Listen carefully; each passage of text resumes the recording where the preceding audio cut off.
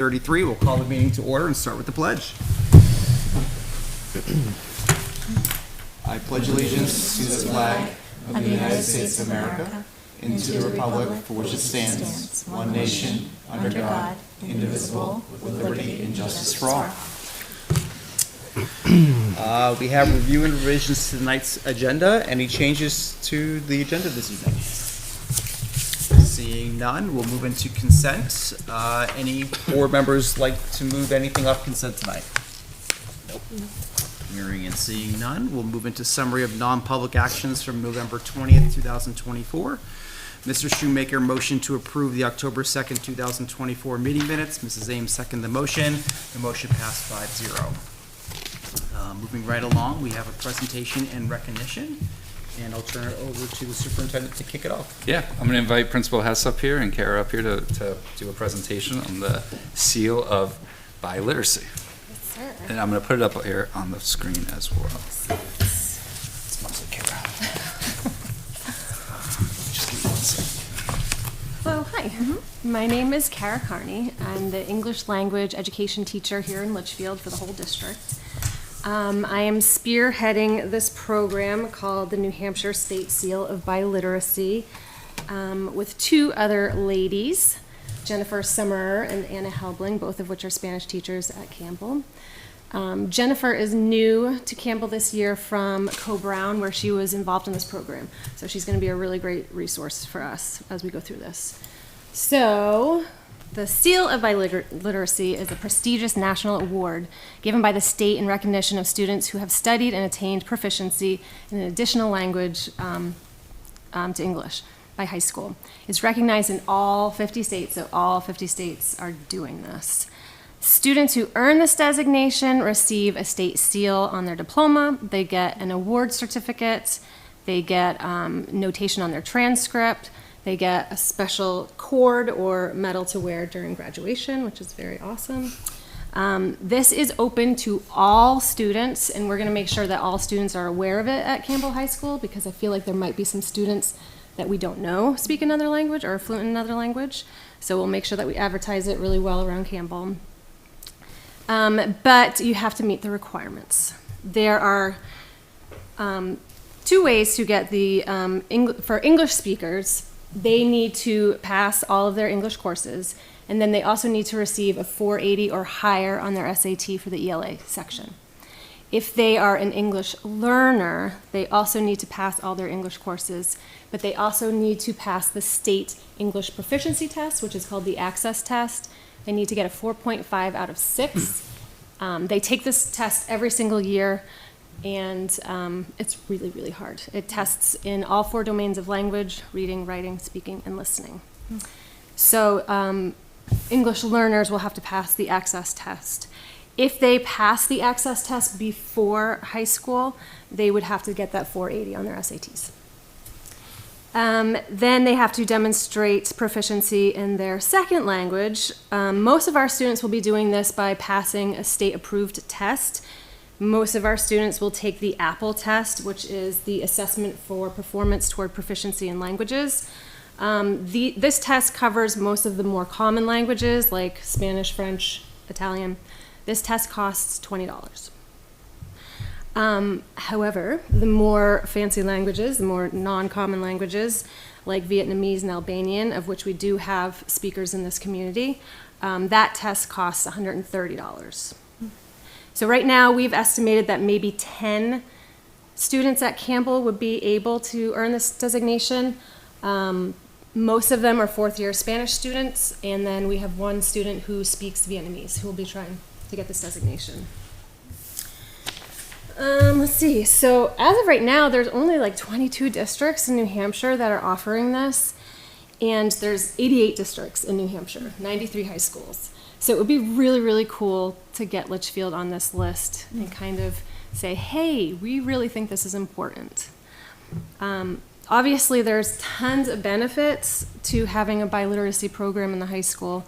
The district funding this shows that we support these students. We're recognizing their accomplishments. We're acknowledging them. These are huge achievements to become biliterate. And we're promoting multiculturalism. We're promoting cultural awareness throughout our community. And then, a fun fact, so this is considered a college and career readiness indicator, and I didn't really know what that meant. But It's important. It's an asset check mark.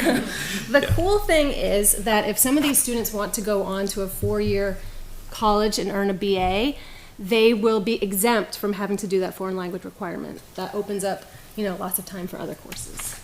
So this is a really, really, really great program. I'm excited to bring it here to Campbell. And I'll add on the previous slide, my former district started this process as I was on their way out, and the graduating class of 2024 that just graduated, they had their first 2 students achieved by the seal of biliteracy for them too. So I helped on my way out as they started the process through that. Would this be in place then for this year's graduates from Campbell? Yes. So we're hoping that they'll take the test by March so that the seniors will be able to graduate and have all their items from the Wow. state. Fantastic. So we're bringing this tonight to kind of get your blessing, to kind of continue to move forward with this program. I think it's great.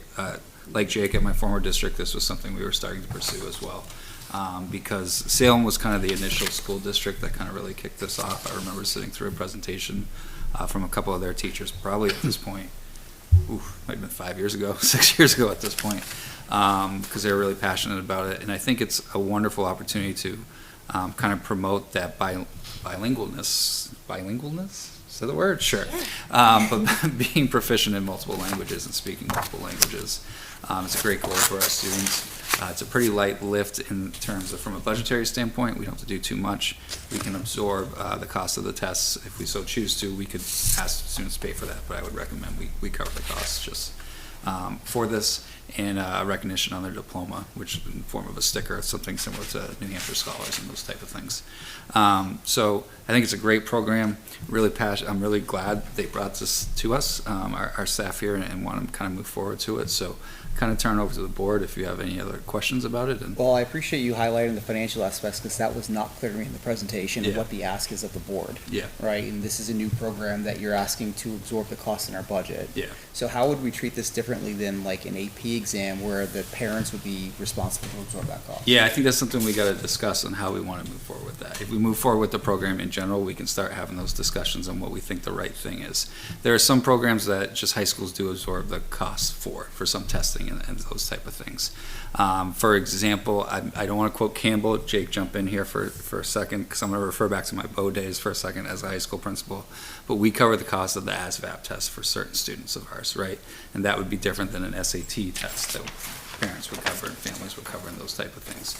So you would make some of those distinctions. New Hampshire Scholars is one of those programs. Schools typically cover any costs associated with that, even though it's a program that kind of changes their graduation kind of requirements, not requirements, but pathways and such of this. So we would have to make some decisions if we want to absorb the costs related to the biliteracy, or treat it more like an AP program where we do ask people to cover the cost of the test and the exam. I think that would be the next steps to do, is to figure out what the appropriate thing for us as a district is. And that could change over time, Like I said, we have a small population of kids that would even qualify for this right now, potentially, so we might want to see how that goes and then make decisions kind of down the road. Okay. Other thoughts? Can I interject one thing? So the state pays for the cord, they pay for the medallion, they pay for their certificate. They pay for the Yeah, it's similar to New Hampshire Scholars, where that's taken care of for us and stuff like that. It doesn't really seem to be a downside. Yeah. So I think it's great. Any other thoughts? So do you need a vote? I mean, if it's more just It's us just saying, more of a, go yes, it's a forward great and- opportunity. I don't think we need a formal vote at this time. I think if we were to come with budgetary requests, that would be something that we would ask for even more formal setting. But a blessing to continue to kind of pursue this opportunity for our kids would, just acknowledgement and wanted to present it to you is all we really need to. Yeah, I think you have the acknowledgement of the board to continue to run with it. Great. Good job. Thank you so much. Thank you.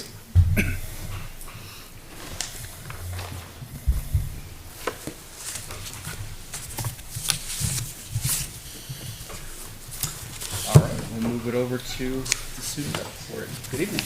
Good evening. Sorry, I unplugged. I'll get back to that. How's life at Campbell going? It's going pretty good. We're like moving into December, so student council is planning a lot of things right now. All right. All right, you're good to go.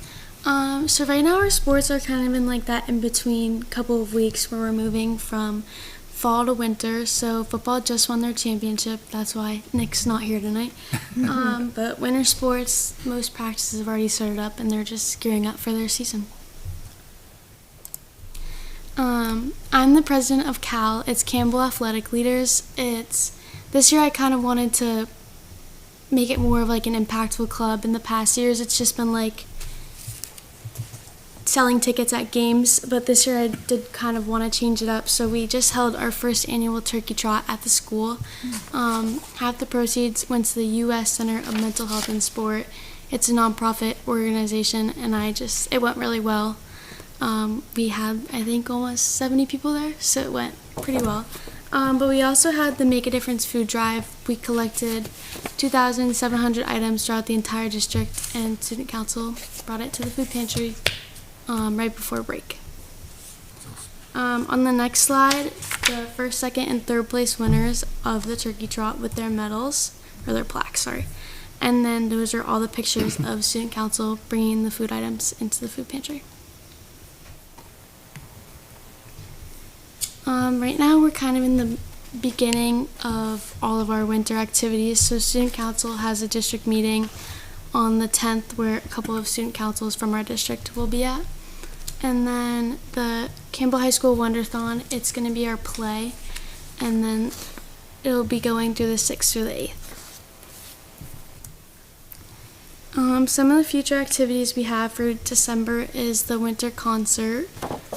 Student council is going to put on a staff breakfast the Friday morning before break. And then that's our Christmas break, the 23rd through the 3rd. On that same Friday as the staff breakfast, we do the tree lighting ceremony with the entire school. It'll be a decently assembly. And then student council always does caroling at a 55+ community, so we're excited to do that again. Student life and academics on this Saturday. We're going to have the Santa breakfast in the morning, and then Christmas in Litchfield at Dara in the afternoon, and National Honor Societies and other clubs. Like, I know Key Club is helping out, and they're going to help out the PTO. But that's it. Lots of excitement over the next few weeks. Can I ask a selfish question about the Santa's breakfast? Yeah. How does that work? We need somebody to be Santa.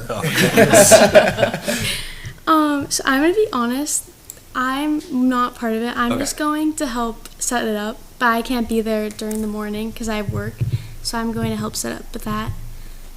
Like, I know it Years starts at past, there's been, Like, do you I be there can't right imagine at it's two 8? different. Yeah. Yeah. Okay. There's Activities for the kids. Activities, they yeah, read a book, there's Santa pancake comes and reads breakfast. book. Okay. Yeah. Yeah, I'd like to go with my Pictures. daughter and just Yeah. trying to figure out. Oh, yeah. If it's like be there at 8 or you can stroll in No, a I couple think you can can stroll stroll in. in. Okay. Yeah. All right, Yeah. sounds A good. Santa arrives at one point, and then they have a Litchfield famous person, usually a teacher, read a story to the kids, and Yeah. it's really well done. It's pretty Yeah. cute.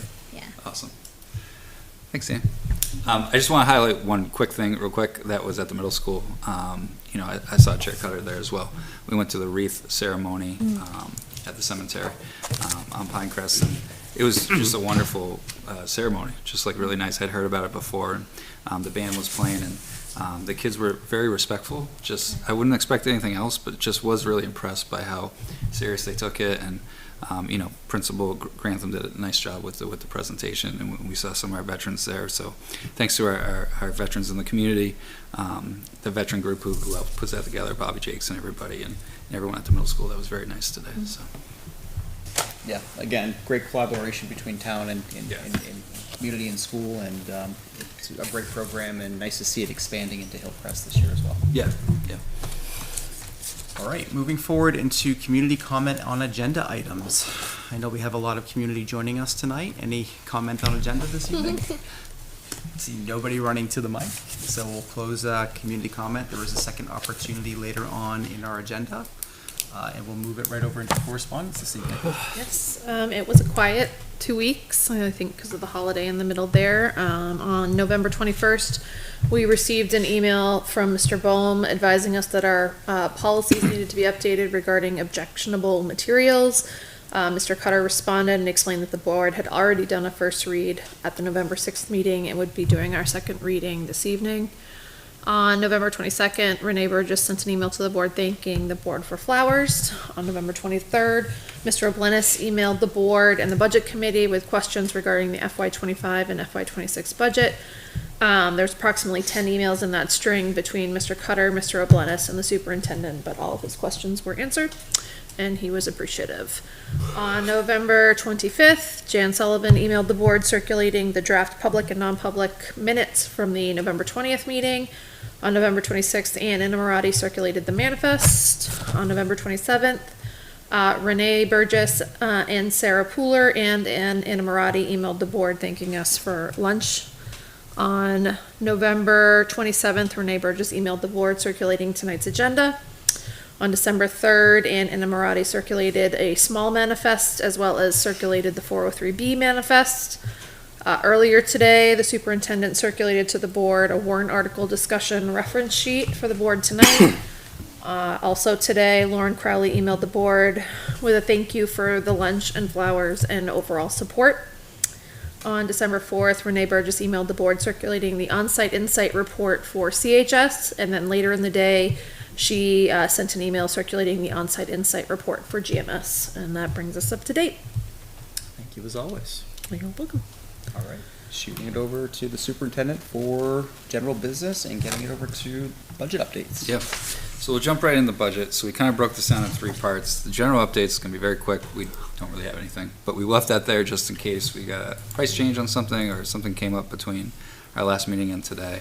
We are going to the budget committee tomorrow night. They'll be reviewing the budget, section by section, doing their voting process tomorrow. I would expect it's been a healthy process, and that will continue, and they'll have their recommendations tomorrow as well. And we'll be following up with the board at our 18th meeting with anything that comes up from that meeting. But the big heart of the discussion related to budget tonight, I think, is potential warrant articles. So as you referenced in correspondence and is connected there in the link, this is just kind of a cheat sheet to kind of start the conversation and then kind of go from there. So if you want to bring up that document right there, I've seen this done in other places. It's been like this in other districts I've been in, where you just take last year's warrant articles and you start with that and see what you're going to carry over from one year to the next. And then if you want to do any additions, this is not for people who are checking it out online. The numbering of what these warrant articles will be is just a reference to number last year, so you can kind of compare this year and last year kind of together. I will put it up on the big screen for us in the room. So if we want to, I think a good strategy, but it's up to the board, is to kind of start with a review of last year's, figure out which ones are still applicable to this year, and whether we want to continue with that particular warrant article, and then talk about anything additional that we want to do. I'm going to try, this is a new computer, so I'm going to try, might be a moment for me to do the Zoom, correct? There we go. So we can kind of see it on the big screen. So for example, the first warrant article last year, March of 2024, was a new school proposal. And I just made a reference that did not pass last year with the dollar amount. Right now, we do not have a proposal for a new school building, so I would say that we would not carry that article over to March of 25 at this point. Article 2 last year was our operating budget, which passed. We need to continue to have a warrant article connected to the operating budget, so I would carry that over. That's our current number that we have right there. So in that second column, yes, I would have this warrant article there. Article 3 is an LEA agreement. We made a two-year agreement last year. No LEA agreement this year. That was negotiated. There will be next year. So that article is irrelevant. Same with the fourth one, which is related to a special meeting. Article 5 from this past year, 2024, was an LSA related agreement. We have a successful agreement with the LSSA. This would be the breakdown of the financials that would show up in the warrant article connected to that 3-year agreement. And obviously, I would recommend having this warrant article on the ballot, along with Article 6 would be a special meeting if Article 5 failed in the vote. So just pause at those first kind of grouping of 6, because those are pretty straightforward warrant articles, at least in my opinion, and how we would kind of move forward with them and be in the sequencing. We talk about sequencing of warrant articles later, but I would think of those first 6, we would carry over kind of 3 of those 6 to this March of 2025. Yep. Operating budget, default. Yep. LSSA, yes. Yeah. Article 7's, so this would be kind of, I'm going to go through Article 7, 8, and 9. This was part of the voting from last year. The first one is the Employee Benefits Reserve Fund. So this is when we have known potential retirements. Teachers have to tell us, professional staff has to tell us in advance, so we can budget for their benefits for when they retire, severance pay, so on and so forth. We started the reserve fund so you don't have to consistently raise taxation if someone retires or chooses not to retire, so on and so forth. Last year, the warrant article was very significant because there's 4 new retirees a year ago who had put in. 2 of those 4 retired. The other 2 remain on our staff. They have put in potentially to retire again in June. That will be their decision close to the end of the year. But we have no new people retiring, so there's no need to put a significant severance on. We already have the big chunk of those people's severance in the fund already because of the warrant article from last year. So this very small warrant article, that's the exact amount of money it would be the difference because they stayed on the other year, a little additional retirement pay due to FICA, due to some insurance things and severance and those type of things. So I would move forward with that warrant article. That would be the dollar amount kind of connected to that if the board's comfortable with it. Okay. All right, Article 8 and Article 9 I'm going to kind of talk to together. I think it's wise of the board to continue to put money in reserve and trust funds, especially connected to anything related to the buildings.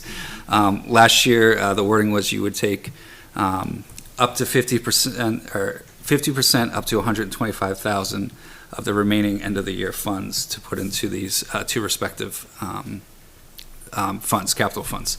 So the dollar amount you used was 125. So using that as a starting point, I think this is where we can have some discussions on what we would like to see that number. I would recommend you continue this type of practice or some variation of this practice, and we can talk about some different things. But as we'll talk about in our later agenda item of on-site insight reports, our building, no secret to anyone in town, our buildings need work. So we need to continue to put money away into these funds. Now, there's different ways to kind of tackle this. Lots of districts use the method that's been done last year and in previous years in this district, which is you take your end of the year balance and then you bring some of that money over because you did a warrant article, in March of earlier that year to do it. Other districts do warrant articles that are not tied to end of the year funds. For example, a previous district that I was at, they had a standing $1 million warrant article to put stuff away into capital improvement funds, right? The first year they made that warrant proposal, it was a heavy hit, heavy tax impact. You're putting $1 million on top of whatever your operating budget is. But the advantage to that is if you are consistent with that number every year moving forward, there's no longer a tax impact when you're raising that money to put away in trust funds. That's just another approach to addressing this. Right now, with these 2 respective accounts, Julie has in her report with the finances, we have in the building and repairs, that capital reserve fund, we have about 366,000, a little bit over that. And in the capital improvement trust fund, we have $316,000, a little bit over that. Yep, it's right here. Oh, I put it up on the screen. Look at me. Forgot I was on the screen. So try and scroll over here a little bit. All right, so building repairs, a little bit over 366,000. Capital improvements, a little over 316,000. I think, something to start thinking about, and I'm sure you have thought about, again, we're coming into this kind of new this year, is like, what are your kind of target goals for these trust funds? Like, how much money do you want sitting in them? I'm going to talk about special ed a little bit later. I think, for example, in a special ed trust reserve fund like this, you should have enough money to at least cover the emergency situation of someone moving into your town and it being a significant out-of-district placement. In terms of building and repairs, if you're going to look to do a repair such as a roof connected with HVAC and all that in a building, say such as the high school, that's going to be a project, if you're doing it all together, that's going to be probably $2.2 million. And if you can have a reserve fund or an expendable fund that has that money waiting in it because you've built it up over time, you're not asking voters necessarily to raise that through taxation. You're pulling it out of your trust fund. So like thinking about where we want these funds and how we want to put money away in them. So we develop a habit of we have a significant project to the buildings, we're just pulling it out of our own kind of savings accounts here, and we don't have to go to the taxpayers all the time to ask for these things. Our trust funds earn interest, right? Yes. Yeah, so if you look So at in it that over- case, if we are I mean, it's taking it's- our own money, we're actually earning interest on it as opposed to bonding out projects and paying interest on them. Yeah, I mean, It you're takes not a while gonna to get build rich it out of up. Right. You're not gonna You get can rich see out the of it. difference between a month here, October to November, real quick on the screen. It's $1,000-ish, depending on the particular account, a little less than 1,000, depending on what's in there to start with and stuff. But yes, you do get interest on this. This is the advantage of having these type of funds, so to kind of be there. So that's something to think about. I mean, if we were to put 125 in each the building repairs and capital improvement here, both of those counts would start to be approaching, $500,000, which is great. It would be great if there was more.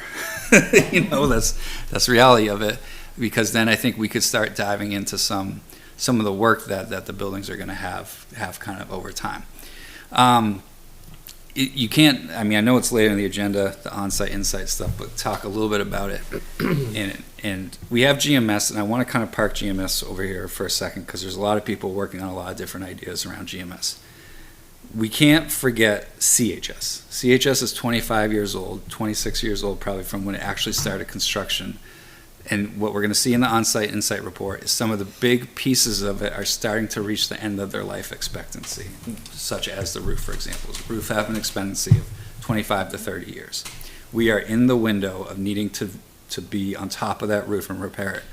And if you're going to take off the roof, you're going to do other related things such as HVAC at the same time, right? And you're only going to need to do that once every 25, 30 years. But when the time comes to do that project, it's going to be a lot of money. So you want to try and get some money in these trust funds, again, so you can just pull out of them and then do the project without having to really hurt your taxpayers to kind of do it. But you're going to have to take a big bite out of an apple at some point to get money into these trust funds. And that's probably not news to anybody. I'm not the first person to say that. Probably not going to be the last. And what strategy do we want to take to get that kind of accomplished? And I think the warrant article strategy that's been used is awesome, right? You take end of the year funds, you put that in. Last year, at the end of the last fiscal year, end of June this past year, there was a significant amount of money at the end of the year that allowed you to put those maximum amounts of 125 and 125 into your accounts. If we're doing our job right, like that should actually not be occurring, that you have such a massive end of the year balance, because we've asked the budget that we're going to spend what we asked for, and then at the end of the year, yes, there should be some left over, because we can't come back and ask for more money, but we should be spending the bulk of the money we ask for, because we should only be asking for what we need to spend money on, if that makes sense. So I don't know if we can always count on using that end of the year balance to put money into these accounts, because if we came hypothetically at the end of this year with $250,000 of unspent funds, what could happen in that? We're going to take care of a couple of small things that need to be wrapped up. You got the tiny little benefits thing over here, maybe a different warrant article over there. We're not going to be able to put $125,000 in, because we don't have that money to put in. You're going to be capped at 50%, and you're going to have other expenses. So that's kind of the risk when you do it out of the end of the year funds, is you may not always be able to do Could we tweak the language on a warrant to raise and appropriate that sum of money first to come from underspend, and then any remainder to be raised and appropriated, or is that too? I think you have to pick one lane or the other. Okay. I think you could get rid of, and we would have to check all this legalities, but I think you could get rid of the 50% threshold, right? And it's just up to, and then you kind of rank your particular warrants. So like you would want to take the employee one first, because that's a contractual agreement, right? So you're going to put the money you get from that into your account. After that, you can go, this would be the next trust fund that would take money, right? Up to 125, boom, you're in there. Now, if there's 50 left over after you're done with that, and the board chooses to put all that in, then you would choose to put that in. Doesn't it automatically function like that, though, just based off of the order of the warrants? Yeah, and you usually try to write it and explain to people in the process, so they know and stuff like that. So But what just- you're getting at is we need to actually look at just straight up asking to raise and appropriate that money. Yeah. I think it's something you have to consider, and I think it's something that needs a lot of education for people. Like, and I am purposely sitting on both sides of the fence right now, like being that we're newer in these type of things, because we're coming in December asking you to possibly put a lot of money away in 3 months from now, the voters, where there's a lot of education we need to do of people to understand why this is a valuable way of approaching this. So, it's ultimately the board's decision. You may want to continue with the practice that was successful last year, right? Because part of this calculus is you want the voters to trust you. You want the voters to be familiar with what we're putting forward and that we're not trying to do anything, which we're not, but that is straightforward. These warrant articles were successful last year. This format was successful last year. That might be something you want to continue.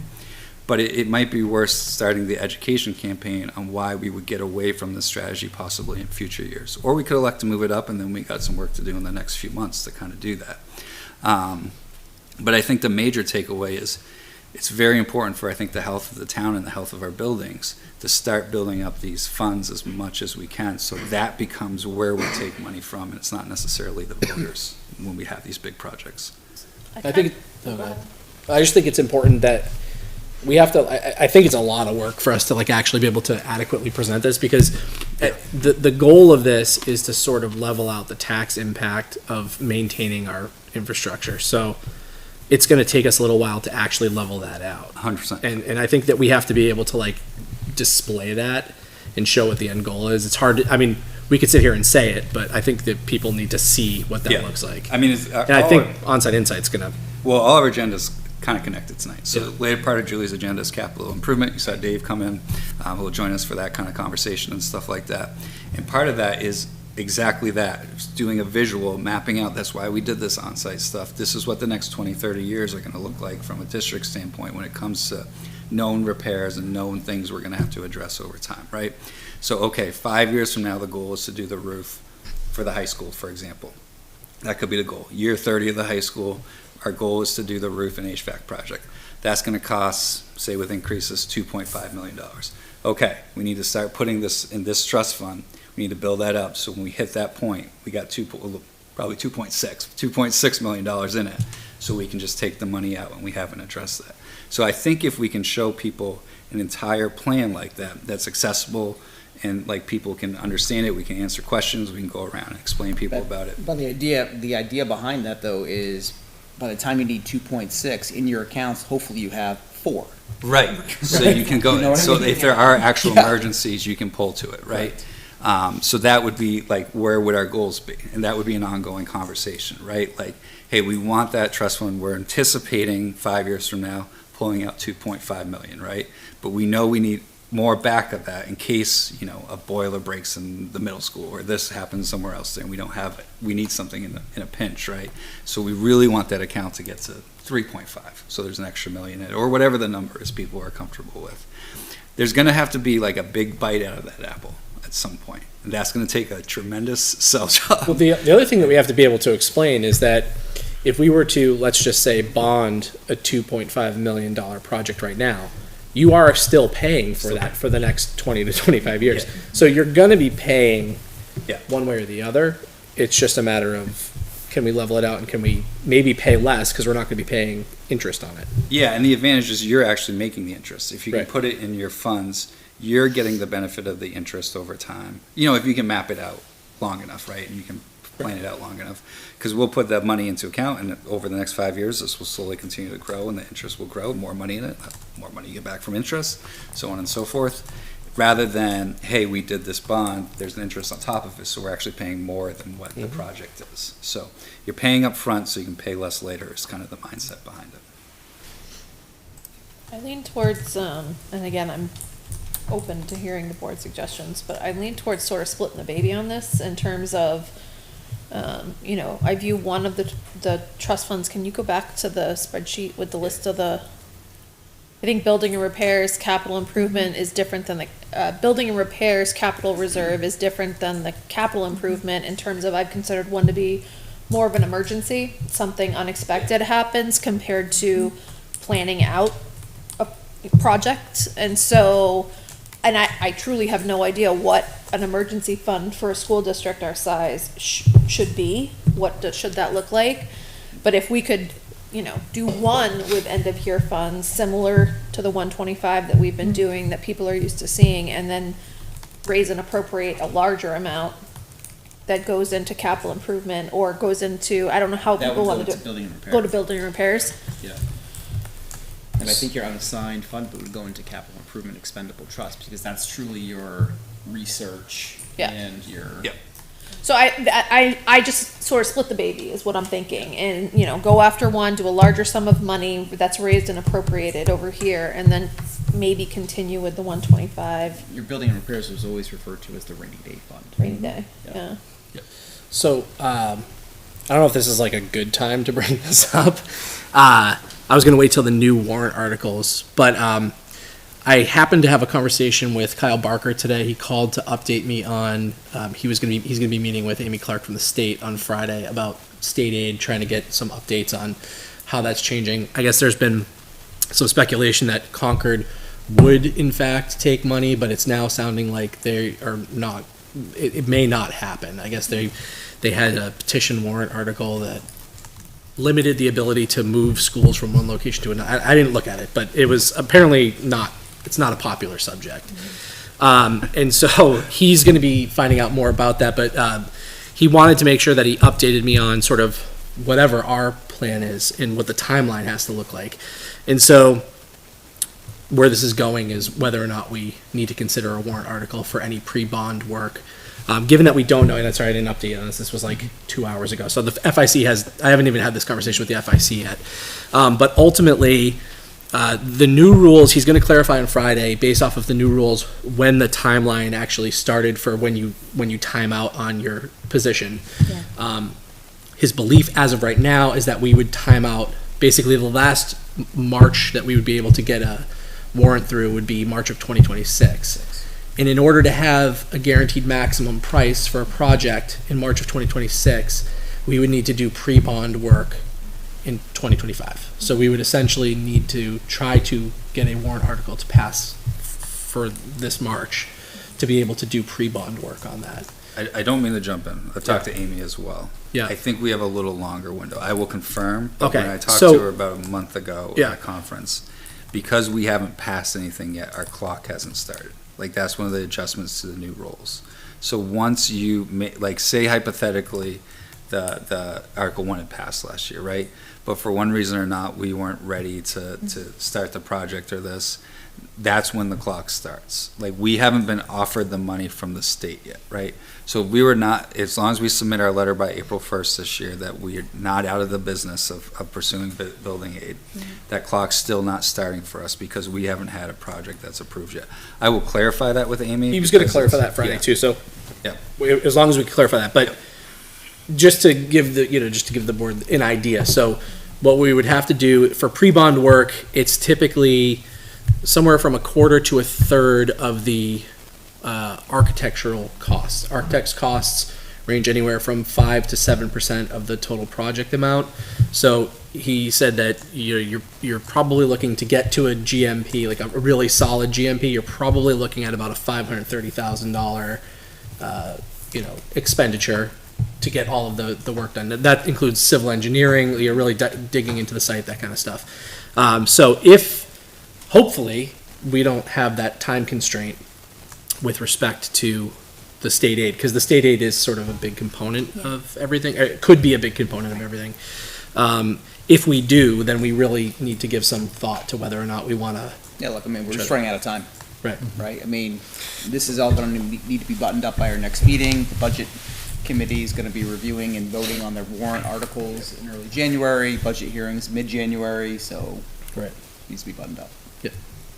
And we need a project. We need to know what the project. So that's the other point on this. So, ultimately, I did ask him, would this cover, whether or not it's a renovation and an addition or a, new build, if it ended up being a new build at a lower cost, just some of the options are there. He said. This would feel very rushed to me. And I'm just So- letting you know, so. Yeah. He thinks it would cover if we changed the project? He said within those options, the pre-bond work, it would cover the pre-bond work.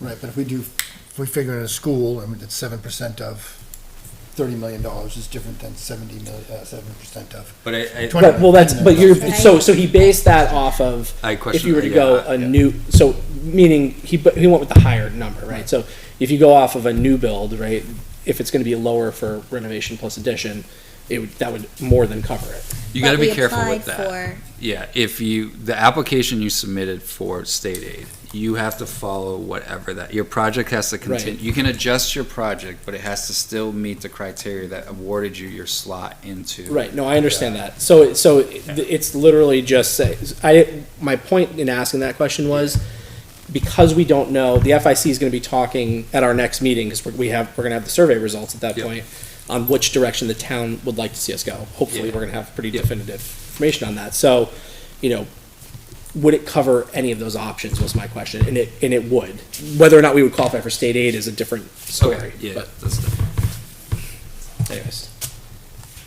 Sorry, back to what you're saying. No, I think that's good, because I think that's important, that, you kinda got two things going on here. You got, from a really, really big picture, LMS is in pretty good shape. You did a lot of construction, to that. When we're talking about the capital stuff here, right? HVAC system, roofs, that stuff got addressed there. But you got two buildings right now that sooner than later need significant work. Now, they're different work. The high school's in good shape. Like, it's not in bad shape. Like, we're gonna see on-site, you probably had the reaction I did when you saw the number, like, you know what I mean? But it's only because you wanna maintain the good conditions of that building, right? And because of the life expectancy of some of these significant things, then you need to kind of start doing that. Where GMS, I think we can all agree, needs work, needs some love, needs some care, right? Like, in some capacity there. And because there's parts of that building that are in rough shape. And like, you need to kind of look at that in a different way, potentially, than how you're gonna address issues at CHS. But they're both big things that we gotta kind of do parallel here. It'd be great if we could just chip one building away at a time, but I don't think we're necessarily in the spot as a district to do that. So getting back to this conversation right here, if you wanted to kind of use that idea of kind of splitting the difference, I think, you would have greater success. The capital improvement is it's not the best description, but for like GMS, capital improvement is where you would pull money from to kind of help with that. So if you wanted to do that from end of the years, because you've had success with that warrant article in the past, that might be the one to kind of do that, where you test the waters with like the rainy day one, and you put a dollar amount, on a warrant and see if people can support that. That's one strategy to do. You could continue to do the way that we're doing it right here. It's not perfect math, but if you did the end of the year things, because what you're doing if you don't do that is you're giving that money back to offset tax rate, right?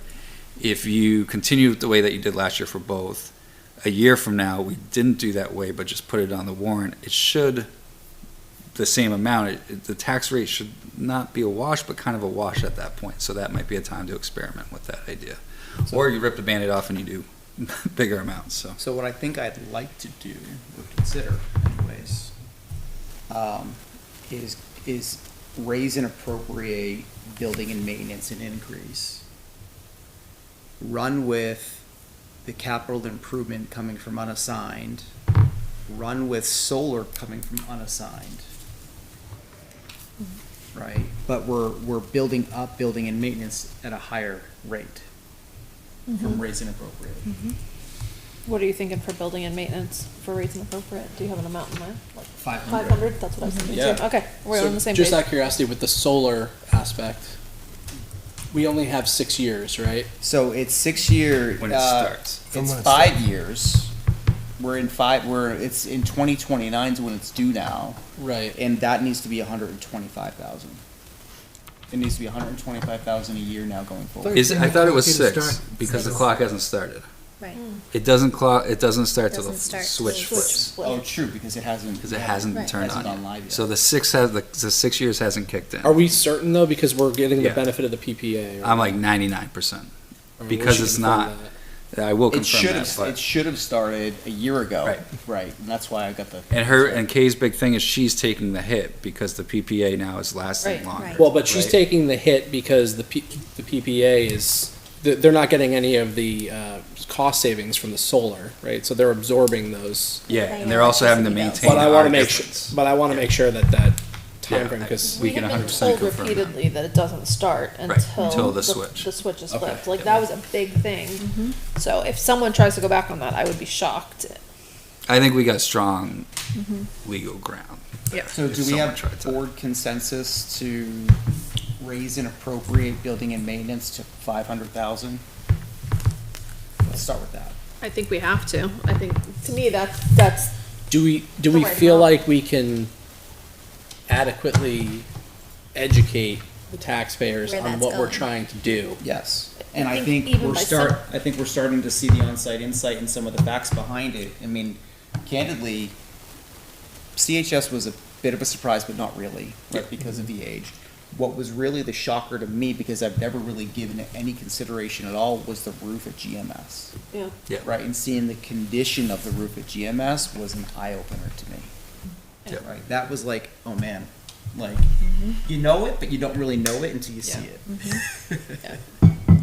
No, we've gotta. Go walk on it. Yeah. It'll really know. We've got to have more money put away for Yep. something like that happening. And again, 500,000, I think we can easily justify, won't even come close to covering either of those Right. costs. It's going to be a multi-year But it's a start. commitment, but it's a start. And if you can continue that moving forward, all of a sudden, you're building, like, the tax impact that you approved this year, tax impact next year is 0 for that, as long as we keep it at 5. Right. Right? And it would be for that moving forward, right? And I think it's a big bite year one. Like, people have to understand that, like, it's gonna hurt a little bit. It is. Like, I don't know how to, I know people are gonna watch this, it hurts a little that year. But it's gonna save you money in the long run, because it's gonna minimize your need to bond these type of projects in the future. It may not even be very much. If one of those things fails, it may not be very long run. To be honest. Yeah. Maybe. Won't Right. take Well, you don't- long to I mean, spend you don't $2 know. million. Right. So, Right. so then for capital improvement expendable trust, also from unassigned.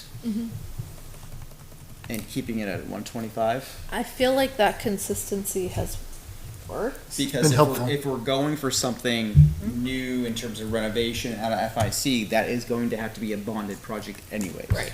Either way, whether it's a renovation or. But Right. Yeah. that 125 gets you closer to potential 500 and the other one. the engineering the half fees and all that million, other stuff that could potentially, you know what I mean, the pre-work that needs to kind of be done and stuff like that.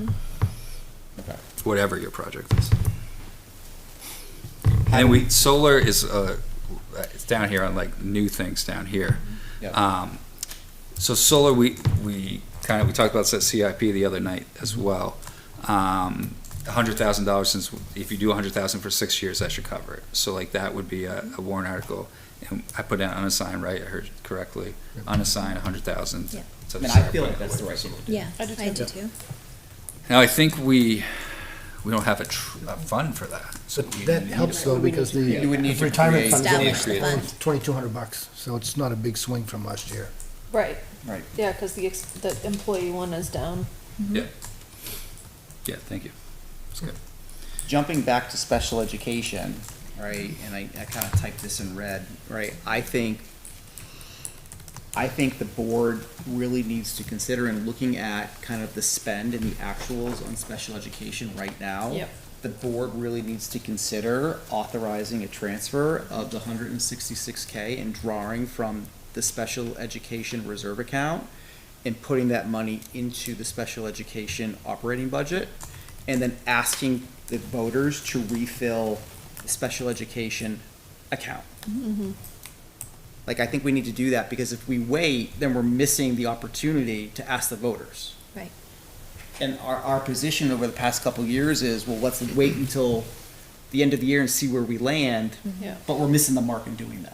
Well, and I also feel it's important to note that the situation that we have this money for happened this year. Happened We this had year. a move-in. There is a real chance we're pulling from that account, regardless of this Right. discussion right now. And so Yeah. that's what we put it aside for, to cover a situation like that. And we had that happen, and this is what it's there for. But from the mechanical standpoint, wouldn't that happen at the end of the year when we needed to It empty can that happen fund? now. You can do it at any time, so you can be proactive in that. So you know, we're gonna get our special ed bills, for the first half of the year over the next few weeks, right? Like, we have an estimate of what it's gonna be, but we're gonna get the actual bills. And because we have estimates versus actuals, a lot of this depends on kids going to school, Right. right? Yeah. Like, if a kid is not present in school that day, then we're not charged for the education of that day. Like, those are some of the small things, or the transportation associated for that day, those small things. So we'll be able to take those bills and project out to make sure that we've been accurate in our projections of these costs and stuff like that. Much more confidently than we're confident, but we'll be more confident, you know, at the end of the month and stuff like that. And as I've said the whole time, we had a move-in the first week of school, right?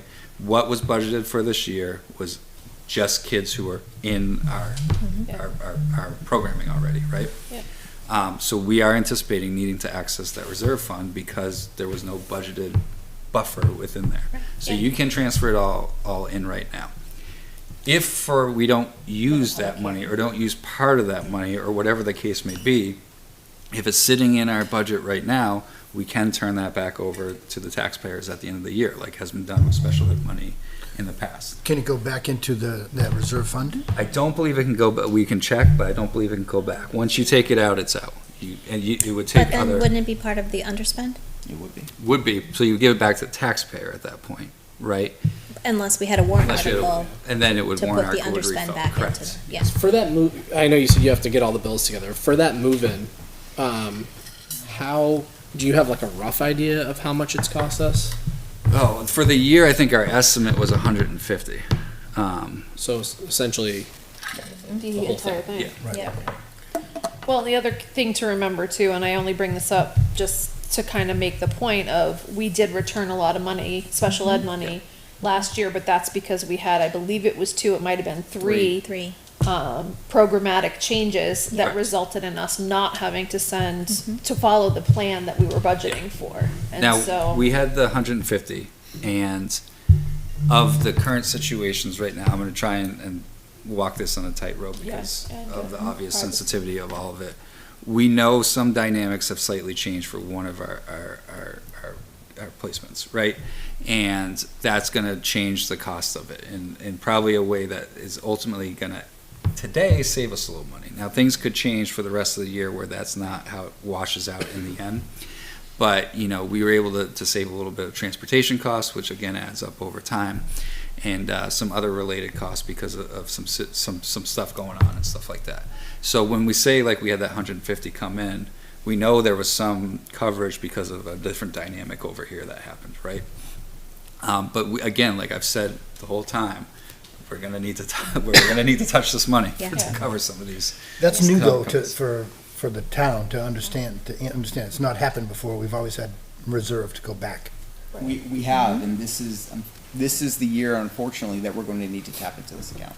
Oh, I understand about tapping into the account, but just Yep. it's a different message. People are gonna look at it differently because for years it was underspent in Right. special ed. so I guess the question is like, what is the right balance to have in this reserve account? A lot more than there is in it right now. Right. I mean, mean, we only it's- had enough to cover. I mean, keep One in mind student. too, the news that the state's only gonna reimburse I mean, some 67%. districts are doing that they're tapping into Yeah. their reserve fund to offset the lack of support. they Because get. that's Lack this of year. funding. yeah.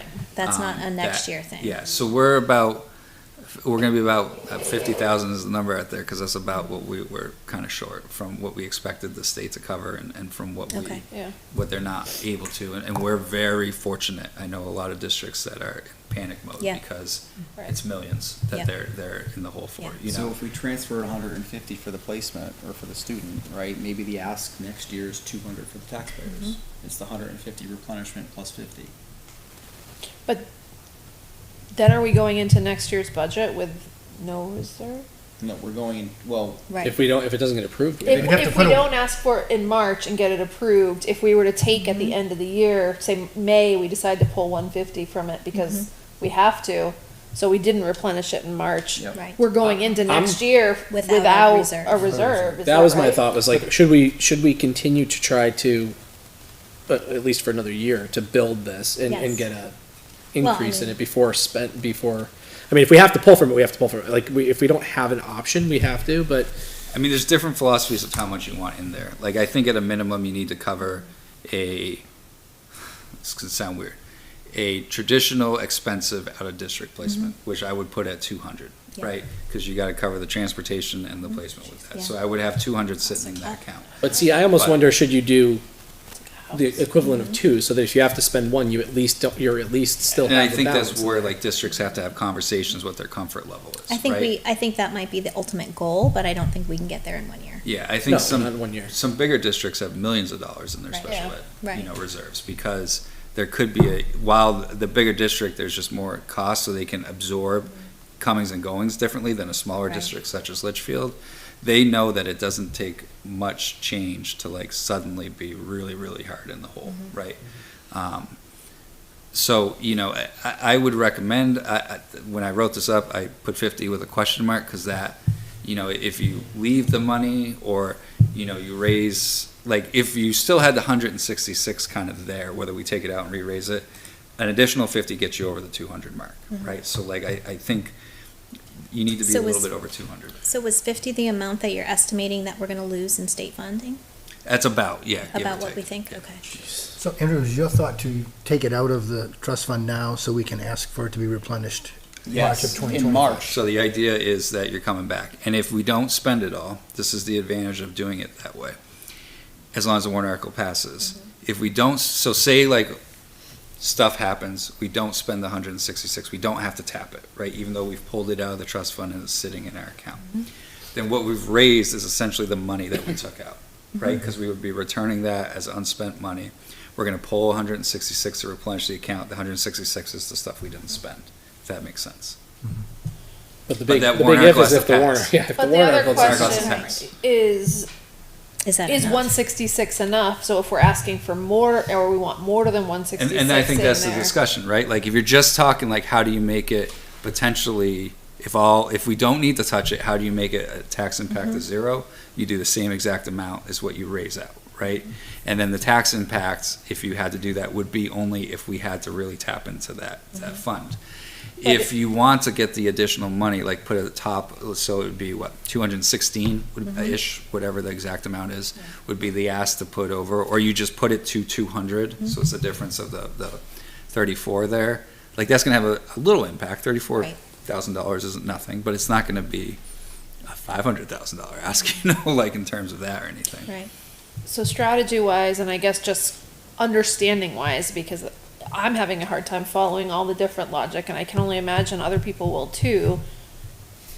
Does it make sense to pull out of the transfer after the public hearing, and we have that some amount of money for this year, and raise above and beyond In March. in March? That's kinda Not where I'm just the leaning. money we're pulling out, but above and beyond that, or So ask? you Yeah. have 200. The ask is ultimately for next year in March, your goal is to have 200 in 200, that account. yeah. I don't know. I mean, I'm kind of wondering whether it makes more sense to, if we have underspend again that can cover it this year. But it to- doesn't sound like we're going to. But we can wait and see, right? Mm-hmm. And we would still have to do the transfer at that But point. we already know under special education that we're not gonna have underspend. We know that right now. Not a significant amount. Mm-hmm. I don't We wanna say don't- 0-0, like, just to cover ourselves, we got 6 months left of the year. I can Right, but we change. also don't know, we don't know the exact amount that we need. So if we move out more, you know what I mean? Like, I'm just thinking that we need to try to get to some sort of buffer in this account. And I think that if there's an ability to do so with underspend until we're at a comfortable level, I think it makes sense to try to do that. What if we, and again, I'm throwing ideas out there, and again, I don't know, what if we were to raise and appropriate, or year end, I don't know how people want to do it, 100,000, and then take out after the fact what we need? So if, So that's So like that sort would of, leave, let's say we have to use the whole 166, that would leave 100 in there for next year. correct, Which was probably not enough. Not enough. not enough, yeah. Or it's We not, don't know if at we this had an point in time, emergency, right. but if we don't have an emergency, then it is, and you, a year from now, can add another 100,000. There's risk and rewards to whatever approach that you take, that's not to say it's a game, but that's the game Yeah. you're playing right now, Yeah. right? Like, if we were to have, I think we're a good school district, I think, I almost said Dr. Puller, Sarah Puller, I saw Dr. Taylor across from me, is doing a great job with our special ed. I think our special ed teachers are good and great. And when you're having that success in your special ed programming, you sometimes attract special ed families to your community, right? So like that is something to be like aware of. Like people are going to continue to do a good job here. People are going to look at this as a district where they can come and feel supported, you know, which is a plus in the big picture of things. Like it's a supportive community, but it's that double-edged sword that you could have this a family move in and be like, yeah, we know we're going to be supported by this community, but you know, we have a challenging situation for you, you know. I guess I see both sides and could go either way, is my, I mean, we have 2 weeks to think about this. We can put some different, you know, we got to decide by next Wednesday. You know, I'm listening to the dialogue that you're all having right now. And we can put down some like, here are some options. Well, I mean, I right? think by December 18th, the board needs to start to see actual draft warrant articles. Yeah, and that's what I mean. We can have like scenarios, this is what these warrant articles will look like, right?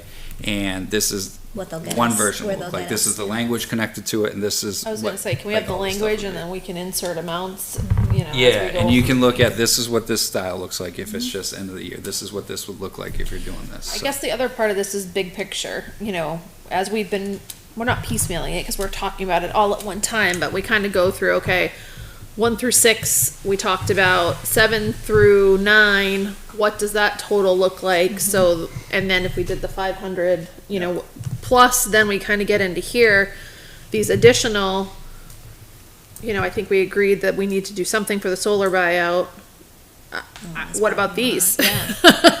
Do we have any idea what the LMS parking lot study would cost? Have we gotten any idea? So I'll probably, you got a lot Yeah, there. yeah, I'm gonna go back to that one in one sec. So when you say 7 through 9, I mean, I think Peter pointed this out and it kind of clicked in my head when you said it, is last year in those 7, 8, 9 articles, end of the year kind of unassigned, you had about, you know, $478,000 that you pulled. We could try to set it up that the unassigned warrant articles are approximately the same amount, right? Like we talked about solar doing 100 there, another 125 for the capital improvements thing, and then the employee benefit is way down, right? So you're not needing to pull that money. So you kind of have this like slot in a way that you could maybe put the special ed stuff in there where you're not necessarily impacting your voters too much, because from the equivalents, yes, they're different Right. funds, Yeah. but you're putting kind of taking out. And Well, the that's- thing you're selling then is the big ticket The $500,000 500,000. building and repair Yeah. one, right? But the rest of them, end of the year unassigned, is a wash. Maybe not exactly a wash, but approximately the same thing. Same year to year. Yeah. That's an approach you could take. Because if you think of the number we're kind of kicking around for special ed, it kind of falls into that slot that's open right now. Employee benefits, yeah. And we can kind of look at that. Now, getting back to LMS study, we talked about, we had put 57 in the budget. We kind of knew that was just a placeholder to kind of gather conversation. And, Gathered conversation, that worked. and so I think, you know, hearing from you, from the budget committee, from different parties, doing a study of that area might be the kind of approach. We've kind of gathered a list, Julia's gathered kind of a list of the places that would do this. We would need to put that out for bid and see what we get back. We're trying to get some rough quotes just to like kind of put out what that is. Be a few tens of thousands of dollars for a study like that. A project in the long run, I've heard everything. I've heard, yeah, it's 50,000. I've heard $500,000. So yeah, a study would be wise to do to figure out what that kind of dollar amount You have is some for that companies type in of town who do that for a living. Yes. Yeah, so I think we're gonna try and do a little bit more work to get like what that number would be. But we have reached out and tried to get some information. If you know some local companies too, Yeah, that we can definitely add to that let list, that would be awesome. There's 2 in town that we, off the top of my head.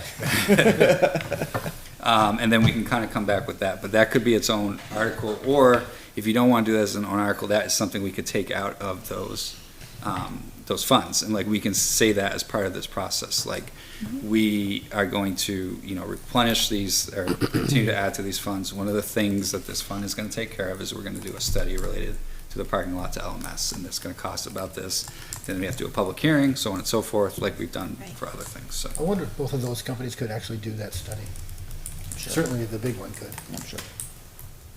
Does anyone else feel like this is like one of those sheets where you have a if this then this and then Yep. the arrow? It is. And then if this then this, It's a but you flow go back Look, to here. Yeah. As we were like prepping for tonight, I was like, how are we gonna talk about I mean, here's the thing, this? we're Like, LMS. I don't think yeah. we're ready for it. I think there's other things for this year that we need to focus on, Yep. and I think this is gonna be a conversation for potentially next year. Yep. That's what it feels like to me. Unless we have another sinkhole. Well, but that would come out of Well, then we the need to maintenance address it, right. capital reserve, right? Yeah. So And, the- and quite frankly, depending on what that costs, we could do it out of the capital improvements expendable trust. So I agree with Andrew on that. So the other thing I want to talk about, warrant articles, is this is something that I've been in other districts that has happened from time to time, is when there are significant upgrades to learning spaces, co-curricular spaces, those type of things. It's something that is not necessarily a have-to-have, so we're going to put it in our operating budget, right? But it's something that would be very beneficial and would help our schools, help the community, and help kind of everybody like that. But you want to kind of leave these things kind of in the will of the voters in some capacity here to know what they are. And I put a couple examples that would be relevant to where we are kind of right now as a Yeah. district. One of them is the auditorium. Like you could, that's the space that's used by all three schools, used by the community. I could see us, we have had people and have in the past, outside organizations which look to use our auditorium because of we're centrally located down here in the bottom of the state and stuff like that. And that could be more of a revenue generator for us. So that's something where you can kind of come up with warrant articles. Our auditorium's fine. It's not going to affect necessarily if we don't touch it, it's not going to affect the learning per se of anybody. But if we upgrade it a little bit, it could actually really help a lot of different things out. So as we kind of go through warrant article process, this might not be the year because we're talking about a lot of other stuff. I'll give you another example. We have the computer lab in the high school where all our computer science programs are that are awesome. Like we've been pricing out what that would look like to upgrade that entire space, turn it into more of a podcast or add podcasting as part of that component. Personally, I think that's a huge next avenue in education is podcasting in general. Can you go back to the reserve accounts? Yeah. And go to the tab with the trust info, the last tab. Yep. Here we have the descriptions, right? I'm gonna just zoom out for a sec. Not as far. So building, repair, and capital reserve. Purpose of funding school capital improvements, building maintenance, and repair. And the capital improvement expendable trust, funding the study, planning, and cost of construction or renovation of existing facilities. So when I'm hearing you, and I'm thinking, that's the capital improvement expendable trust. That's exactly what the intention of that fund is for. Or the No? technology, or What the technology capital reserve. fund. That, Technology, That I That's consider. different. that's different. Yeah. I think that's our Yeah. network, It's our infrastructure. servers, That's, yeah. Yeah. Yeah, the big that's it. ticket things that go wrong. Yeah. Hardware, software, and other technology equipment. I mean, you're talking, the But- specific But example not for of. educational But- purposes, for employment. I don't Another think you're limited, example- but I don't think you'd be limited. I think that's the, I- as I a reader, I think think that's technology the would intent of it. And that I think account it's only for has the- 80K. So like the computer lab, maybe we could kind of get there with the computer lab, podcast studio, that type of thing, because that could be beneficial to other, now that I'm thinking of that. Auditorium, I don't think falls under that. That computer lab could fall under that kind of capital reserve. Another example of this is athletic field upgrades. I know on the CIP plan, it has, I think it's the LMS fields that need like an upgrade, and We need to listening have to the them. conversation Monday night, that was It's not connected just to. an upgrade, it's having some. They're actually there's- at LMS. There's ideas of connecting that to All of the those. parking lot, if it makes sense from that program. So that's another example of like, we can run school at LMS without those Right. fields. It would be benefit to a lot of parties if there was additional fields or fields in general at that school, So, right? with respect to, if it's a warrant, right, and it's voted no, Right. if we were to get, let's just say, happen to come across a grant that year, because the warrant failed, we still couldn't use a grant, correct? Nope. So that would be my concern with you putting those, with us. I would rather see us go, try to fund the trust accounts adequately and be able to figure out under the trusts, because Yeah. that would preclude you from being able to use any found money for those specific purposes. Like, I don't disagree with you. One of the advantages of doing this is if you can link it right to the trust, so the articles kind of fall back and back. So I'll use Bo as an example, right? They've been doing their $1 million in for capital improvements, in their years. Last year, they took, the article, whatever, 7, let's say hypothetically, I don't remember the exact number it was. It was another $1 million in the capital improvements. The very next article was to withdraw from capital improvements and listed $800,000 worth of projects, right? It was auditorium upgrade, it was some sort of field upgrade, it was some sort of BHS roof thing, whatever the thing was that they were repairing. So you could see, the taxpayer could see, like, this money's going in and this is what's being paid for it. Boom, back to back. And you're doing the public hearing because it's not an SB2 town, so there's different rules there, it's a different setup. But that's the idea, is you're putting the articles, boom, boom, this is the money, this is what it's paying for, and your impact, because you're doing it in this way, is nothing. right, so I mean, I get the point of, you still are doing a public hearing. Yeah. However, that doesn't really address the, if you got a Yeah, grant, yeah. or if you had some generous person come in and say, oh, Yeah. you're precluded from that. Yeah. And you would have to turn down, potentially turn down grant money for Yeah. that. So I just want to bring it up as, again, we talk options of warrant articles, these are approaches we can take. These are some quick things that I know are on our radar. I think the auditorium I think there was some money put into it recently, I think there can continue to be some additional. We did some stuff to the auditorium do last some year, didn't we? stuff, Yeah. We did some audio AV upgrades, Still needs a No, lot. we got a new projector and a screen. and that was highlighted in the, Soundboard. inset report. was separate. So- We bought the sound, that was student accounts that bought the sound. Yeah, and I think, again, it's comfort level, how much you want to kind of, like, go, that's what I mean, it's not like I have to, but could be different things. The computer lab idea, I really think that's a good idea to continue to bat around, and maybe there is something we can tie to one of these trust funds where we do a public hearing and explain it in that setting, where I think, a complete upgrade of that space is gonna be, again, we're talking about complete revamp with podcasting and a bunch of other stuff, would be over 50,000, if you're doing literally everything on the wish list, so maybe there's different ways to chop off different things there. But that would be something, we talk about highlighting programs in our district that are unique to us, that maybe attract other people. I think the computer science program here is very at the forefront of what schools are doing. We get a ton of enrollment in those classes here, and maybe that's something that we should continue to kind of promote and push as we kind of move forward. And then athletic fields in general, this is a great place to do that. I won't bring up lights, because maybe I hit a nerve the other night when I said No, that. I just wanted to make you aware. But like hypothetically, if you wanted to put lights at the, does it have a name, football field? Is that what we call it? Football field. Football field. If you get lights, it'll be the Brian O'Connell.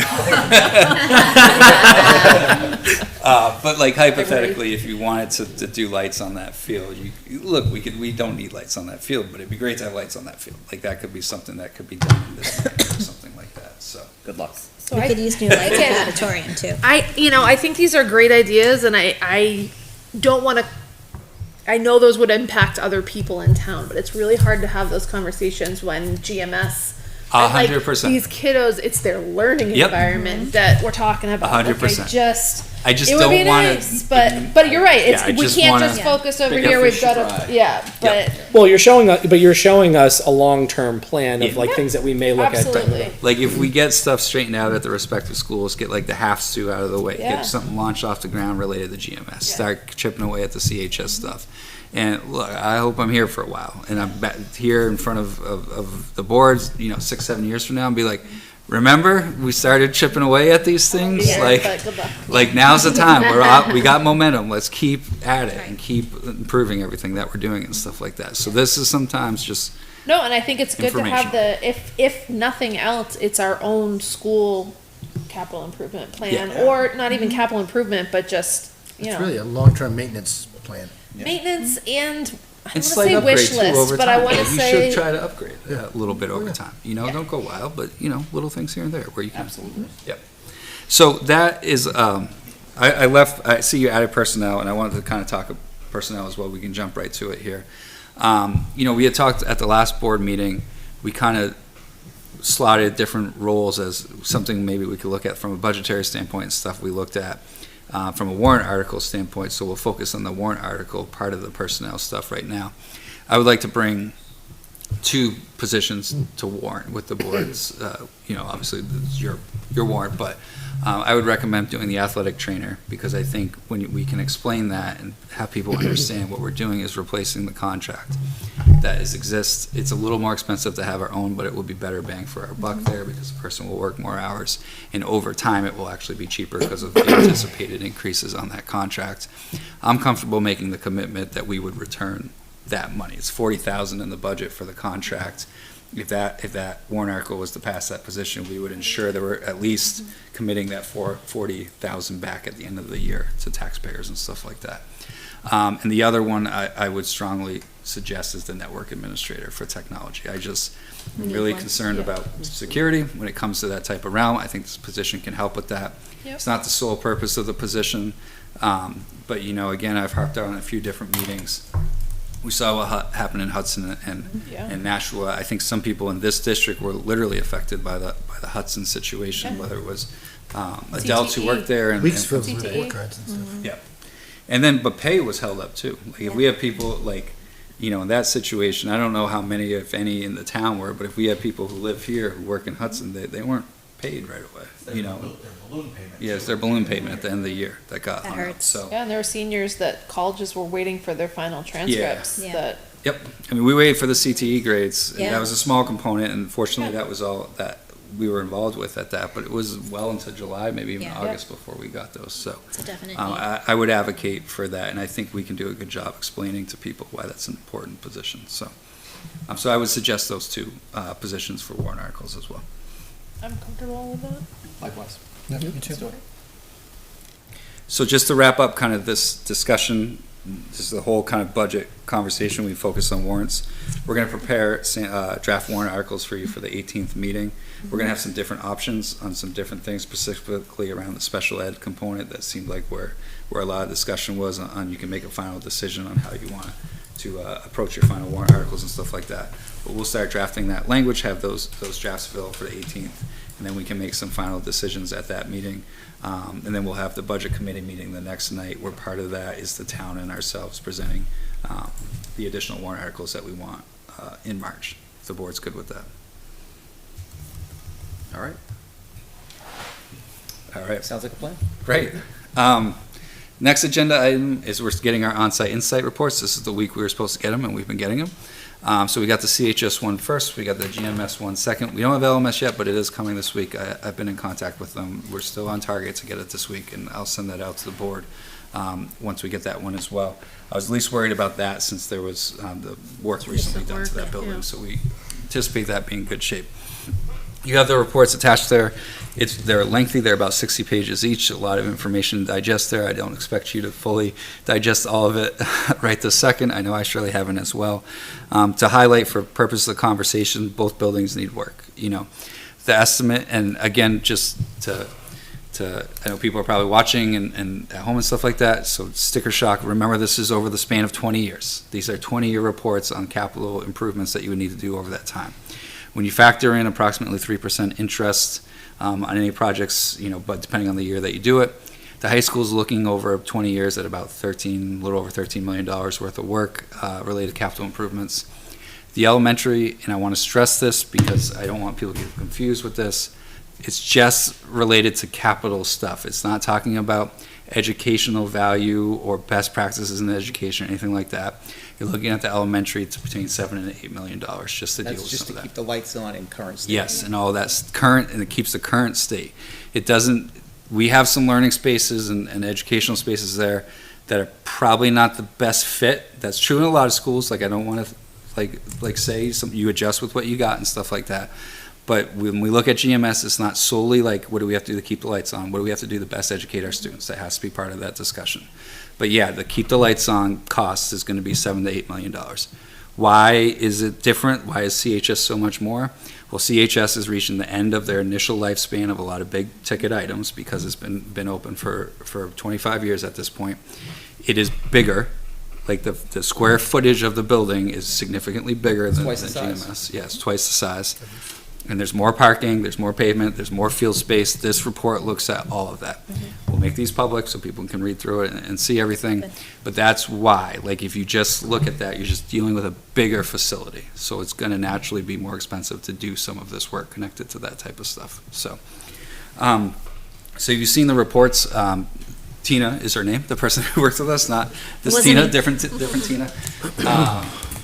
She obviously will come meet with the board. I think it would be best interest to also meet with the facility improvement committee. Maybe we can do that in kind of a joint setting and kind of go over these things as well, to answer any questions. I spoke with her on the phone last week, and I had some initial questions, and she helped me understand some of that. And I'm sure others kind of do it well as well. I'm pleased with the reports because they're going to let us do what we want to do, which is develop a 20 to 30 year capital improvement plan for the district. And we can start putting placeholders in and where these different projects are going to be. We know the projects that have to be done. We know about the time span they have to be done. And now we can start mapping that out and showing people what needs to be done. So I'm quite pleased with how the reports are turning out. They're very detail oriented. There's going to be different variations. I know it'll be natural. We had a Turner report done in the district 8 years ago at this point. People will probably make that comparison. There's a lot of similarities. Different experts have different opinions on different things. That's okay. The general message is the same. GMS, like that Turner report was on GMS. Turner report, work's got to be done at GMS. Guess what this report said? Work needs to be done at GMS. So there's a lot of consistency in some of those, and even the figures kind of line up when you project that was done 7 or 8 years ago, and we're here later when you talk about inflation and other things. So they're good, solid reports, and the work we're going to do with it in the district office is developing that kind of long-term plan that for the district and stuff. So I don't know if the board has initial questions, initial thoughts, initial feelings. I haven't had a chance to dive deep yet. Putting GMS aside, right, because I think we need to see what the FIC says and comes out of the survey and just take all that collectively. And just looking at CHS for the moment, I think what's concerning to me at face value is the cracking within the bricks that are evident. The forgive my terminology here, but the sealant and the loss of pliability with the crack fill or with the filling. I'm probably using the wrong terms. So Expansion joints. the expansion joints. Thank you. He's got you. That need to be fixed. Like to me, that just would think that creates significant probably water issues or likely water issues that we need to address probably fairly quickly. Yeah, I mean, Dave's here. We're going to talk about CIP a little bit later, but what was it, today or yesterday you came to me and you're like, we got to talk CHS. So, yeah, like, so some of this stuff, yeah, we're going to have to do some repairs. Now we have repair budgets. We're going to have to do we'll do some of this stuff. Dave's got some fixes, like for some of the. Serious roofing concerns. Yep. So some like bandages we can do, some Band-Aids to get through while we get this stuff off the ground. But if we can't do Band-Aids forever, right? And that's where this is leading us. We got to get on some of this stuff. So, you know, ideally it would, really selfishly, be a new superintendent. I'd love if we had just one school we could focus on, and that was the high school right now. High school's my comfort zone. Let's just roll with this. That would be great. But we're not. We're in multiple buildings. But like, this is why it's important to put this to get back, not to revisit warrant articles, but to start putting this money away so we can then start doing this stuff in a timely manner, so it doesn't get out of control.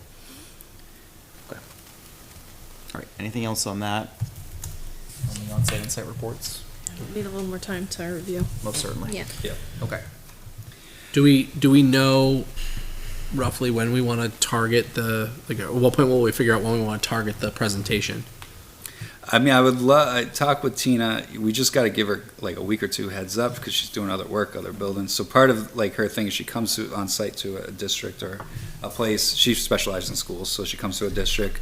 She does a week like she did here. She does multiple days depending on how many buildings are in the school district.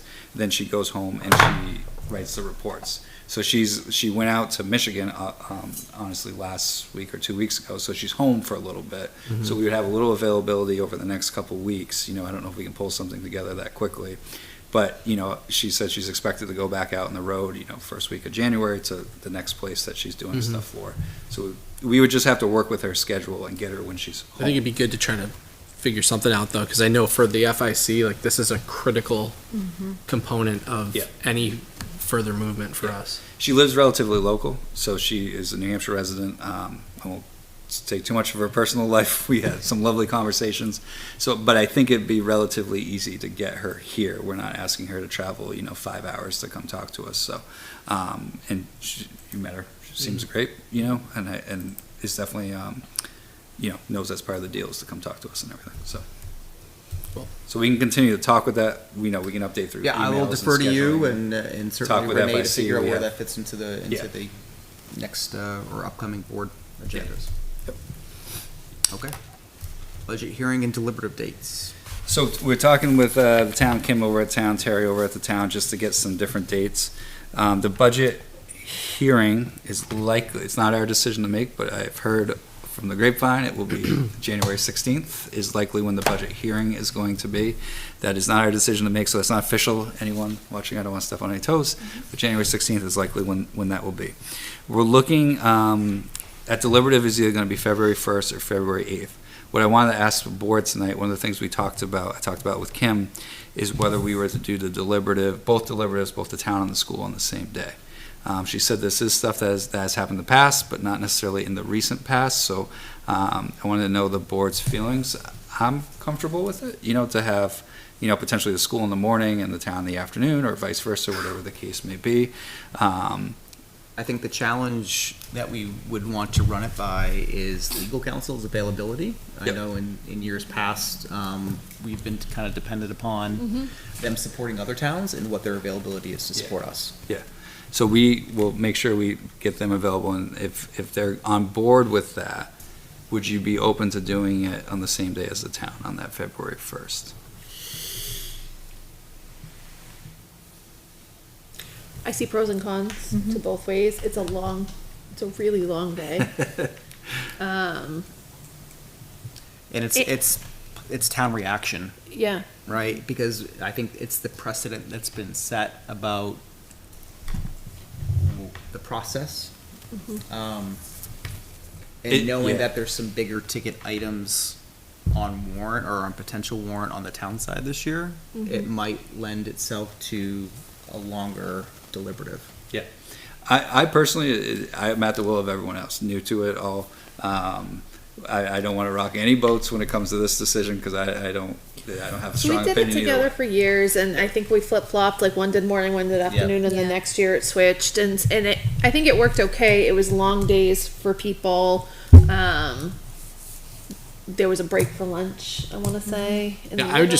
I'd be concerned about people being able to stick it through. Yeah, right? exactly. It was really hard. Especially like if this year, if we're gonna try to combine again, I would imagine that we would go second because we're, you know, we'd be saying, hey, we want to join you again. It's our year to go That's our first. Oh, is it? Again, this is my understanding from talking with Kim is. Either way, I mean, I wouldn't want the town to be in the same position. Whoever's going second, right? If Yep. people no longer Well, show especially up. if the town has bigger ticket items, maybe Right. they should be the ones that go 'Cause it first should be a or on longer their discussion. own. So Right. Yeah.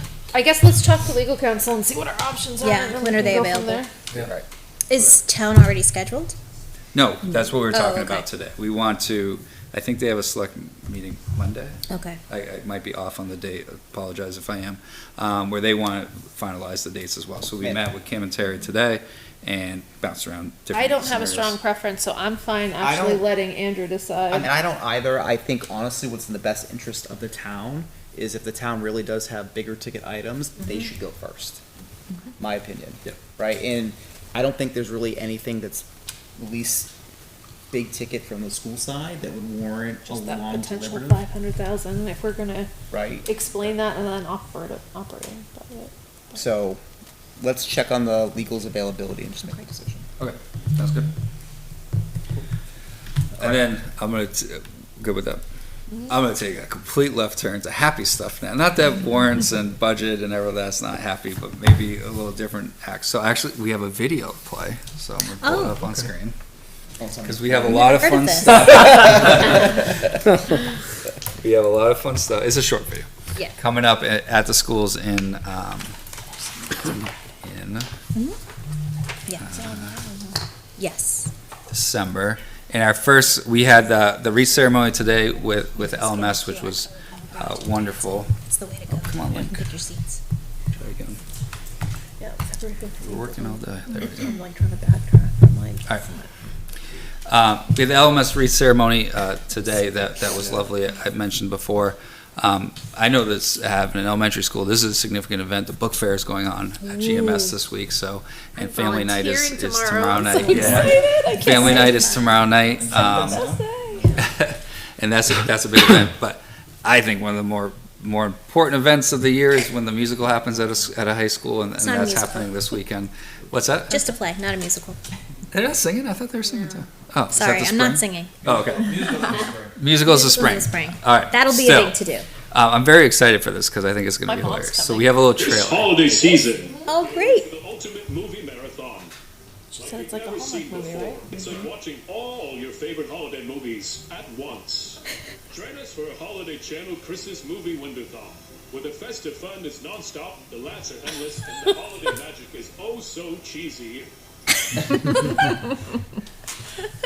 That's our trailer. The official trailer is out. So we have shows Friday night at 7, 7, yep. Saturday at 2, Sunday at 2, right? Yep, yep. And We- we've messaged it out a bunch there. You can get Yes, your tickets thank you online for and stuff that. like that.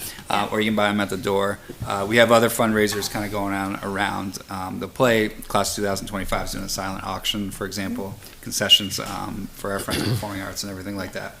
So hopefully people can come out and see the show. I don't know Yeah, if you want to add anything. it's a fun one. Yeah. I'm a little biased, but because I've been working on it, but the kids have really, they've put a lot of time and energy in, and it's been a pleasure to work with them. And we're ready to share it with people, so come and enjoy and laugh. Yeah, and then the whole month is kind of filled with fun stuff. Next week at LMS, the PTO down there is doing Celebrate the Season on Tuesday, right?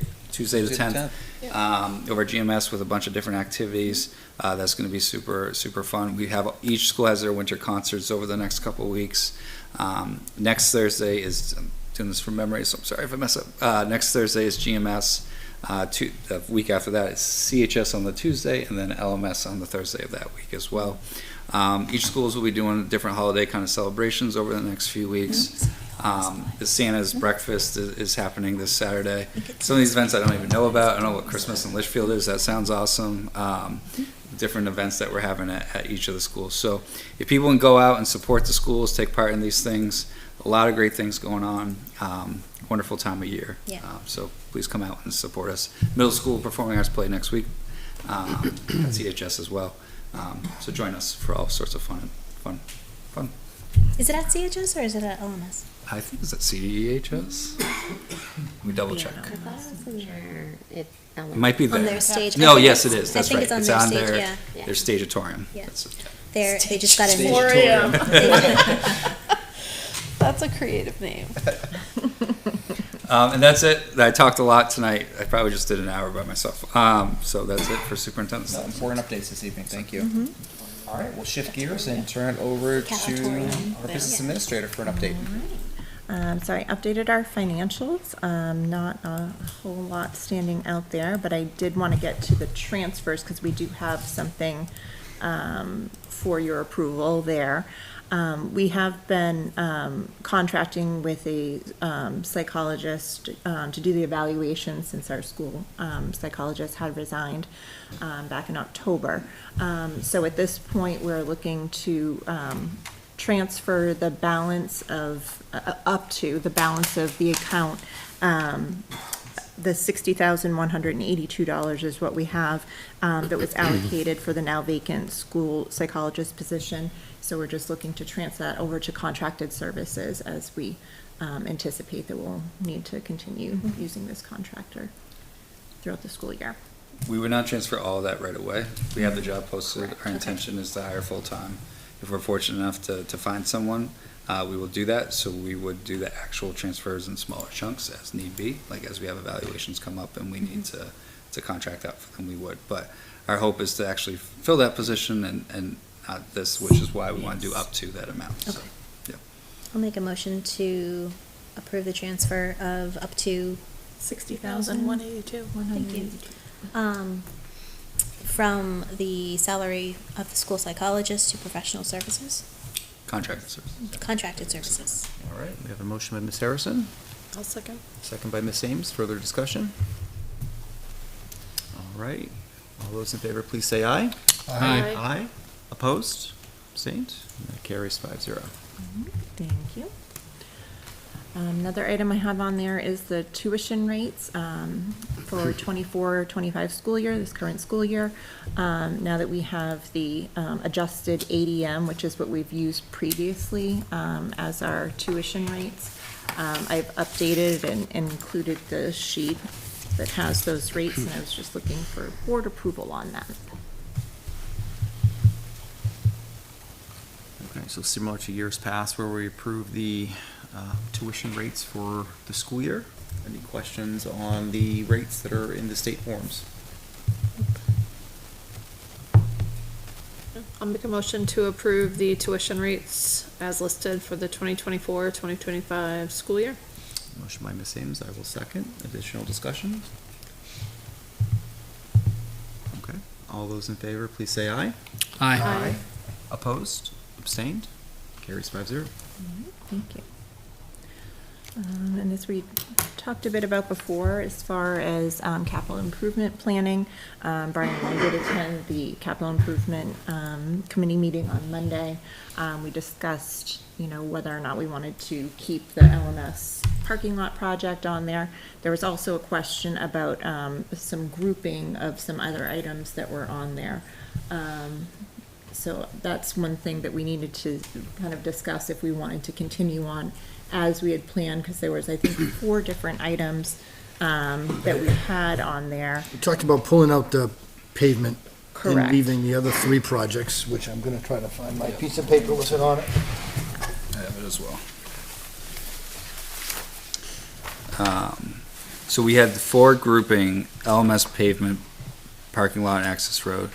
It's listed as CHS energy efficiency, which I think is boilers and HVAC and all those type of things.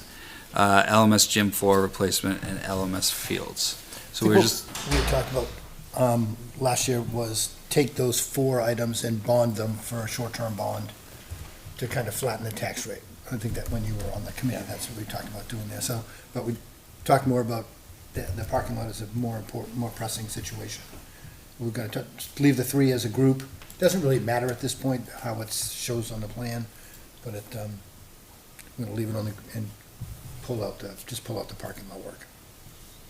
Out of that group of 4 items. Okay, just have it be separated out. Yeah. Yeah, okay.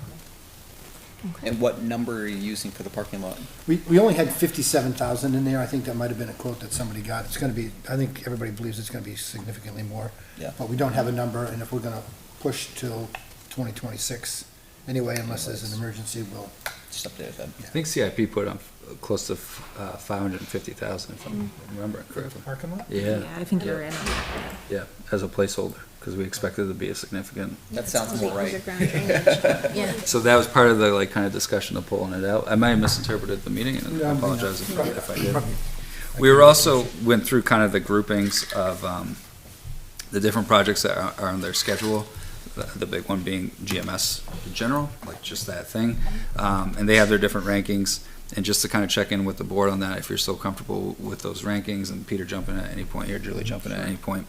GMS would still be urgent, like we would classify that as an urgent project. The LMS and solar array, it was a necessary project because we're looking to kind of, and part of that meeting was talking about doing more an article for 100,000 to start putting that away to pay for that. So it was classified as a necessary project. General district-wide capital improvements related to warrant articles would be necessary for that. They listed that the capital needs at 125,000, referencing the warrant article from previous years as that kind of dollar amount.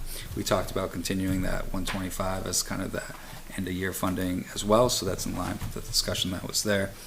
The grouping of those projects that were grouped, that we're going to ungroup slightly with the LMS, were all necessary projects with potentially, if the need relies for that parking lot to be upgraded to be more significant. there's an CHS irrigation project. I actually wanted to ask you, Dave, this question. So how is this irrigation at CHS right now? The irrigation, the fields? Yeah. Irrigation? And like that system and stuff like that, because we did some work to it earlier this year, right? Yeah, we're forever doing patches, underground patches, blowing pipes. When I had the plumber down in the hole fixing the piping, he had mentioned that the PVC piping that was used to install, it's probably the lowest bid at the time, was scheduled 20. It's not rated for underground. We need scheduled 40. So the entire property, the entire irrigation system was put with the wrong piping. So we're finding breaks now, we're finding more and more of them. Yeah. Some of those zones have actually been capped off, so the zone over by the SAU where it starts to wrap around the building, where it turns yellow every year, has been cut and capped. There's just too many leaks. You'd have to dig up the whole earth to figure it out. Yeah. So we have that as a necessary project. I wanted to acknowledge that we did do some work on that project earlier this year because we had repairs come in. Dave contacted people that came in and they were able to help us get through the fall season, and our fields were in good condition for that. But from a long-term standpoint, that continues to need to be a necessary project here. And then this is where the turf field and lights came up, and I made a comment about I like lights, but they're kind of on here as deferrable projects from the school district standpoint. So we were supposed to check in with the board to make sure you were kind of still comfortable with those being included here. Obviously, as we update our capital improvement planning, usually on-site insight reports, this could change. Hopefully will change in the future years. We focus in on GMS project.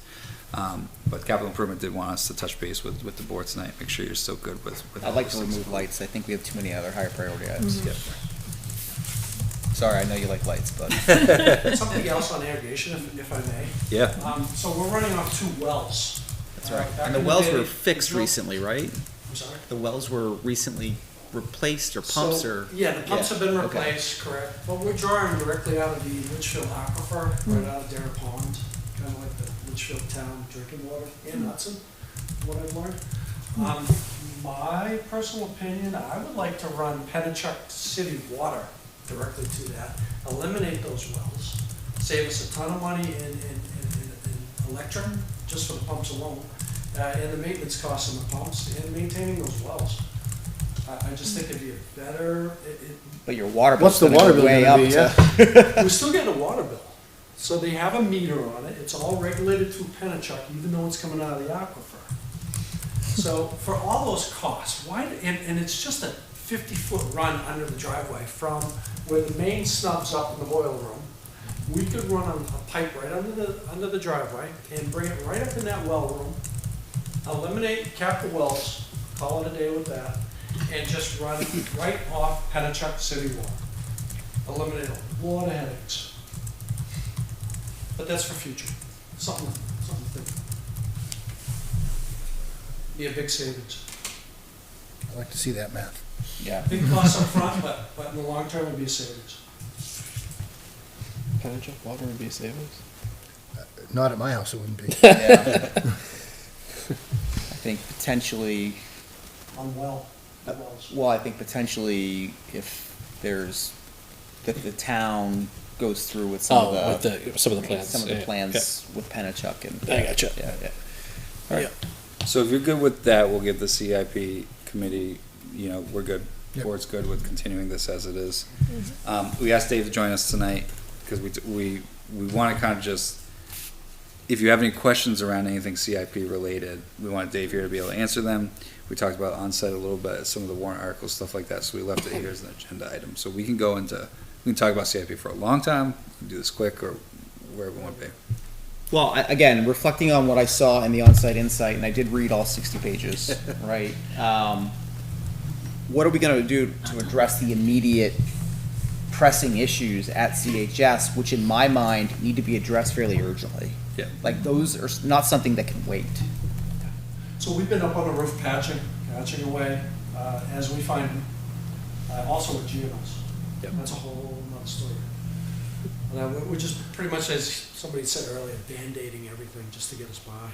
What scares me is once there's snow up on that roof, it applies pressure, and now you get a sag, opens up all those little spaces and gaps and splits. Now they're open. That's when we have major leaking issues, is when there's a snow load on that roof. Yeah.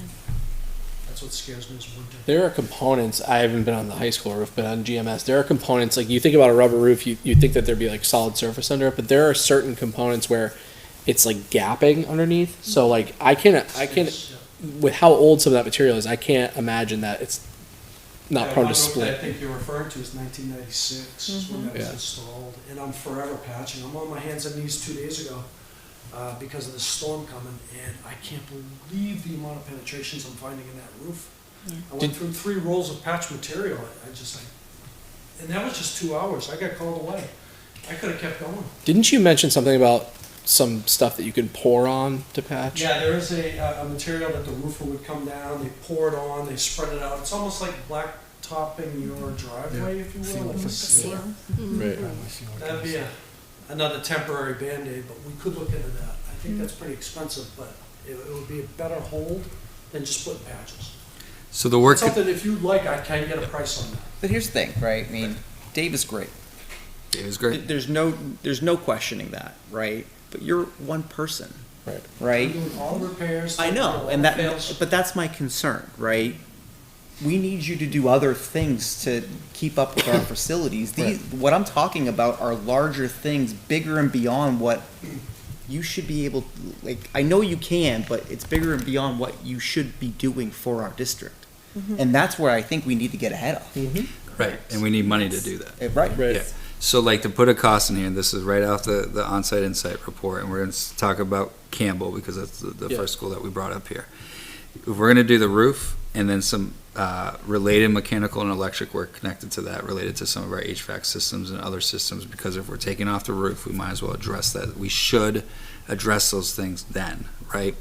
And you're looking at that, you're talking an expense, a 2026 cost, because this is projecting out the inflation, of a little over $2 million to do that work.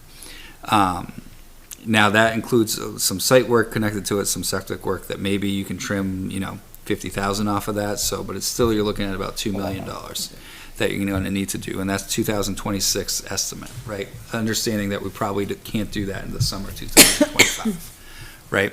So that's what our goal's gotta be. A similar number for the elementary school, I think it's 1.7 because it's a smaller building, but the roof's in a little bit more rough shape. And I know that different parts of that roof have been done at different times, but if you're keeping that building, I'm not saying we are, but if you're gonna keep that building and address the roof, do the entire roof at the same time. Don't keep patching it together and do section. So it's a complete rip-off of GMS, again, addressing any HVAC electrical there. If we're talking GMS, I think the contingency should be higher than the traditional 10%, because God knows what you're finding once you're starting to rip that building apart. So you're talking about, year one, 2 different buildings, add that up with contingencies of $4 million that we kind of need now, to take care of keeping people safe and healthy and buildings active and stuff like that.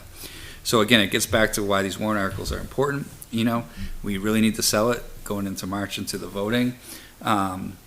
And this is besides other things that, through the health inspections. Dave, what about the ramps to, So the GMS ramp needs to be replaced. to the for portables? Yep.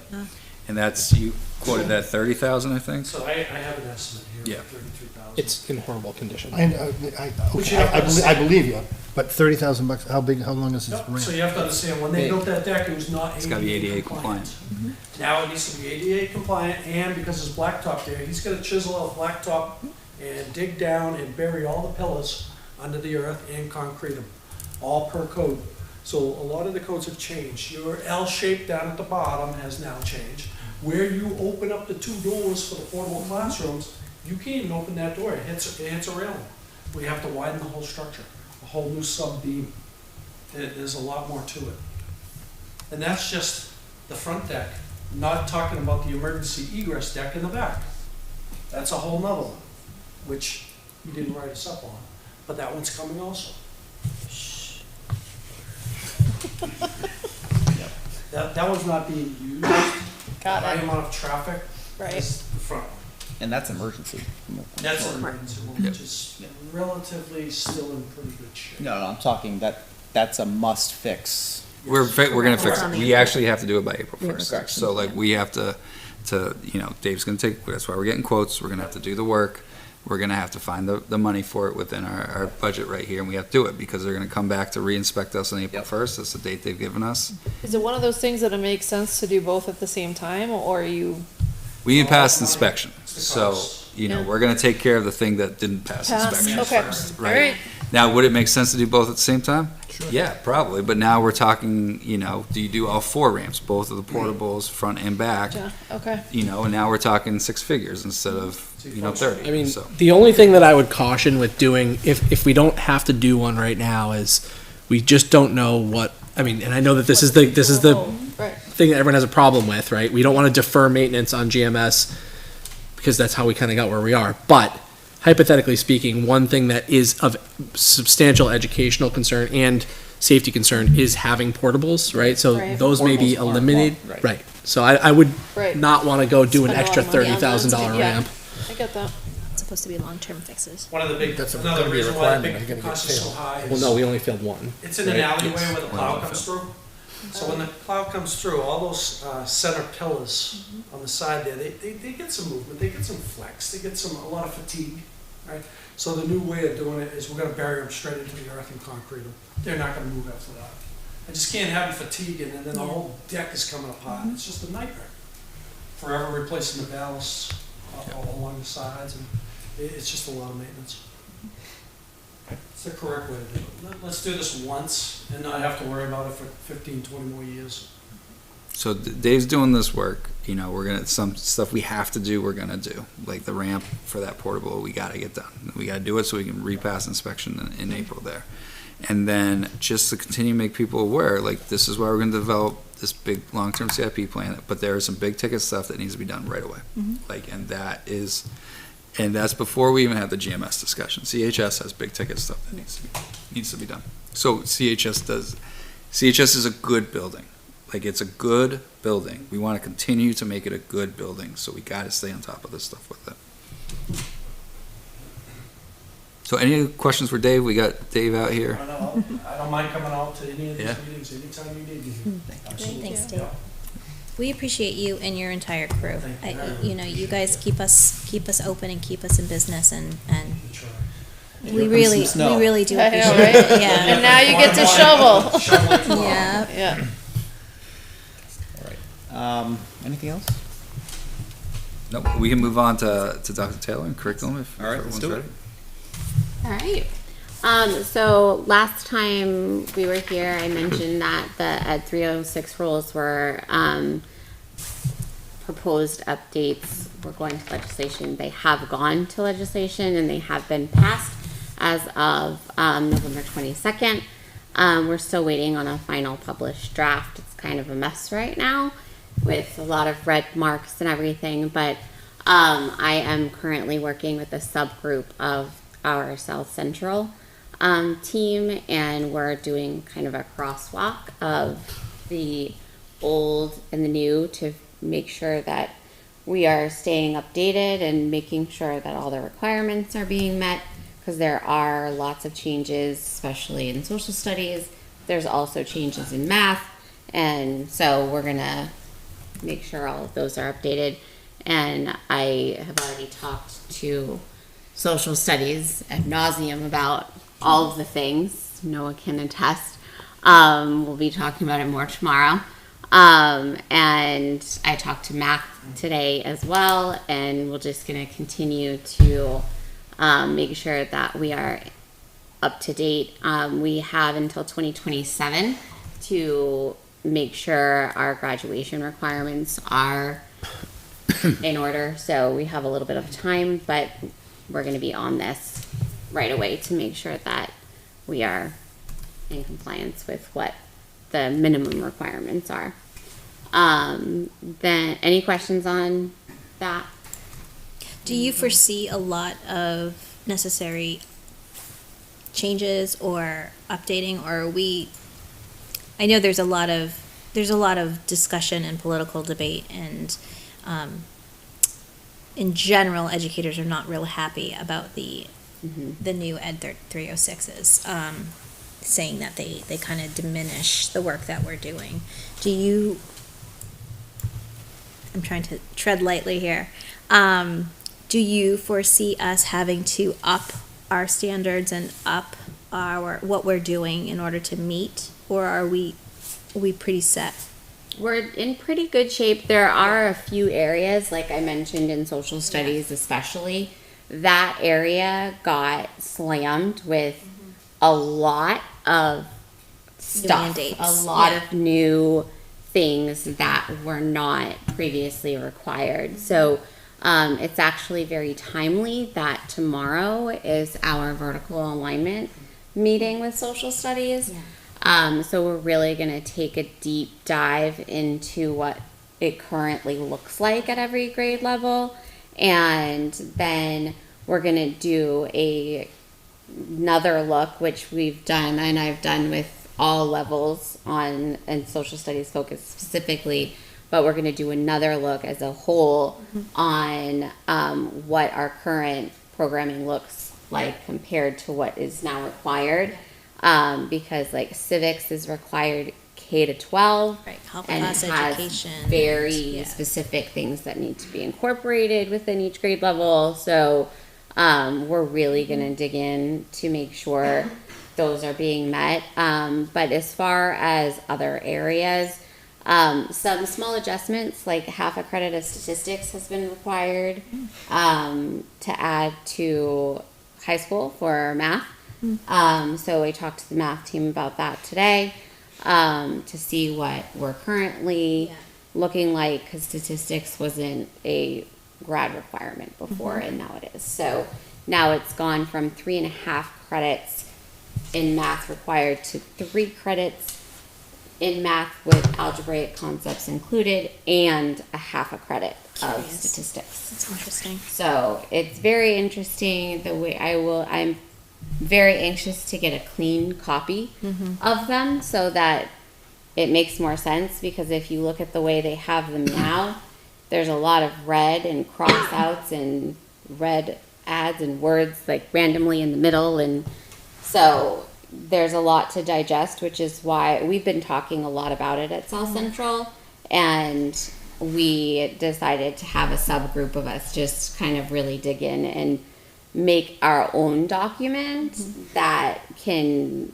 kind of help level out the understanding. When do these take effect? So the new social studies are House bills, so technically now. Yep. But we do have sometime 2027 is a date that has been like hard and fast. Yeah.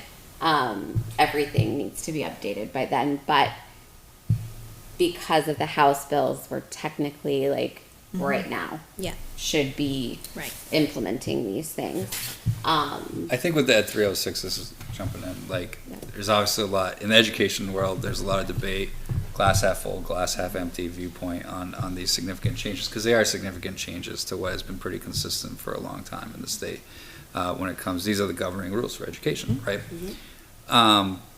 But, you know, taking a glass half full approach, school districts still are locally controlled, you know, and it's on your school district to make the decisions that you think are right for your students, right?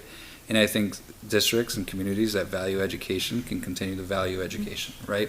You ask if it's going to change minimum standards or those type of things. I think a lot of school districts in the prior 306s and the current 306s, future 306s, go above them. They're minimum standards, right? Like a lot of districts go above that. What's the graduation requirement credit-wise? 27. 24. Right. The state minimum is 20, Calculated right? different So Campbell today. High School is already Need to above talk that, those right? numbers. You know, when it comes to these type of things. So, you know, I would love to see this as an opportunity to use this to our advantage, these type of changes, Yes, and to absolutely. maybe test the limits of them sometimes and what we can offer and what we can offer for experiences and these type of things. And I think smart school districts can use this as an opportunity to really expand opportunities for their students. And that's like, this originated with Fred Bronte and the whole competency mindset.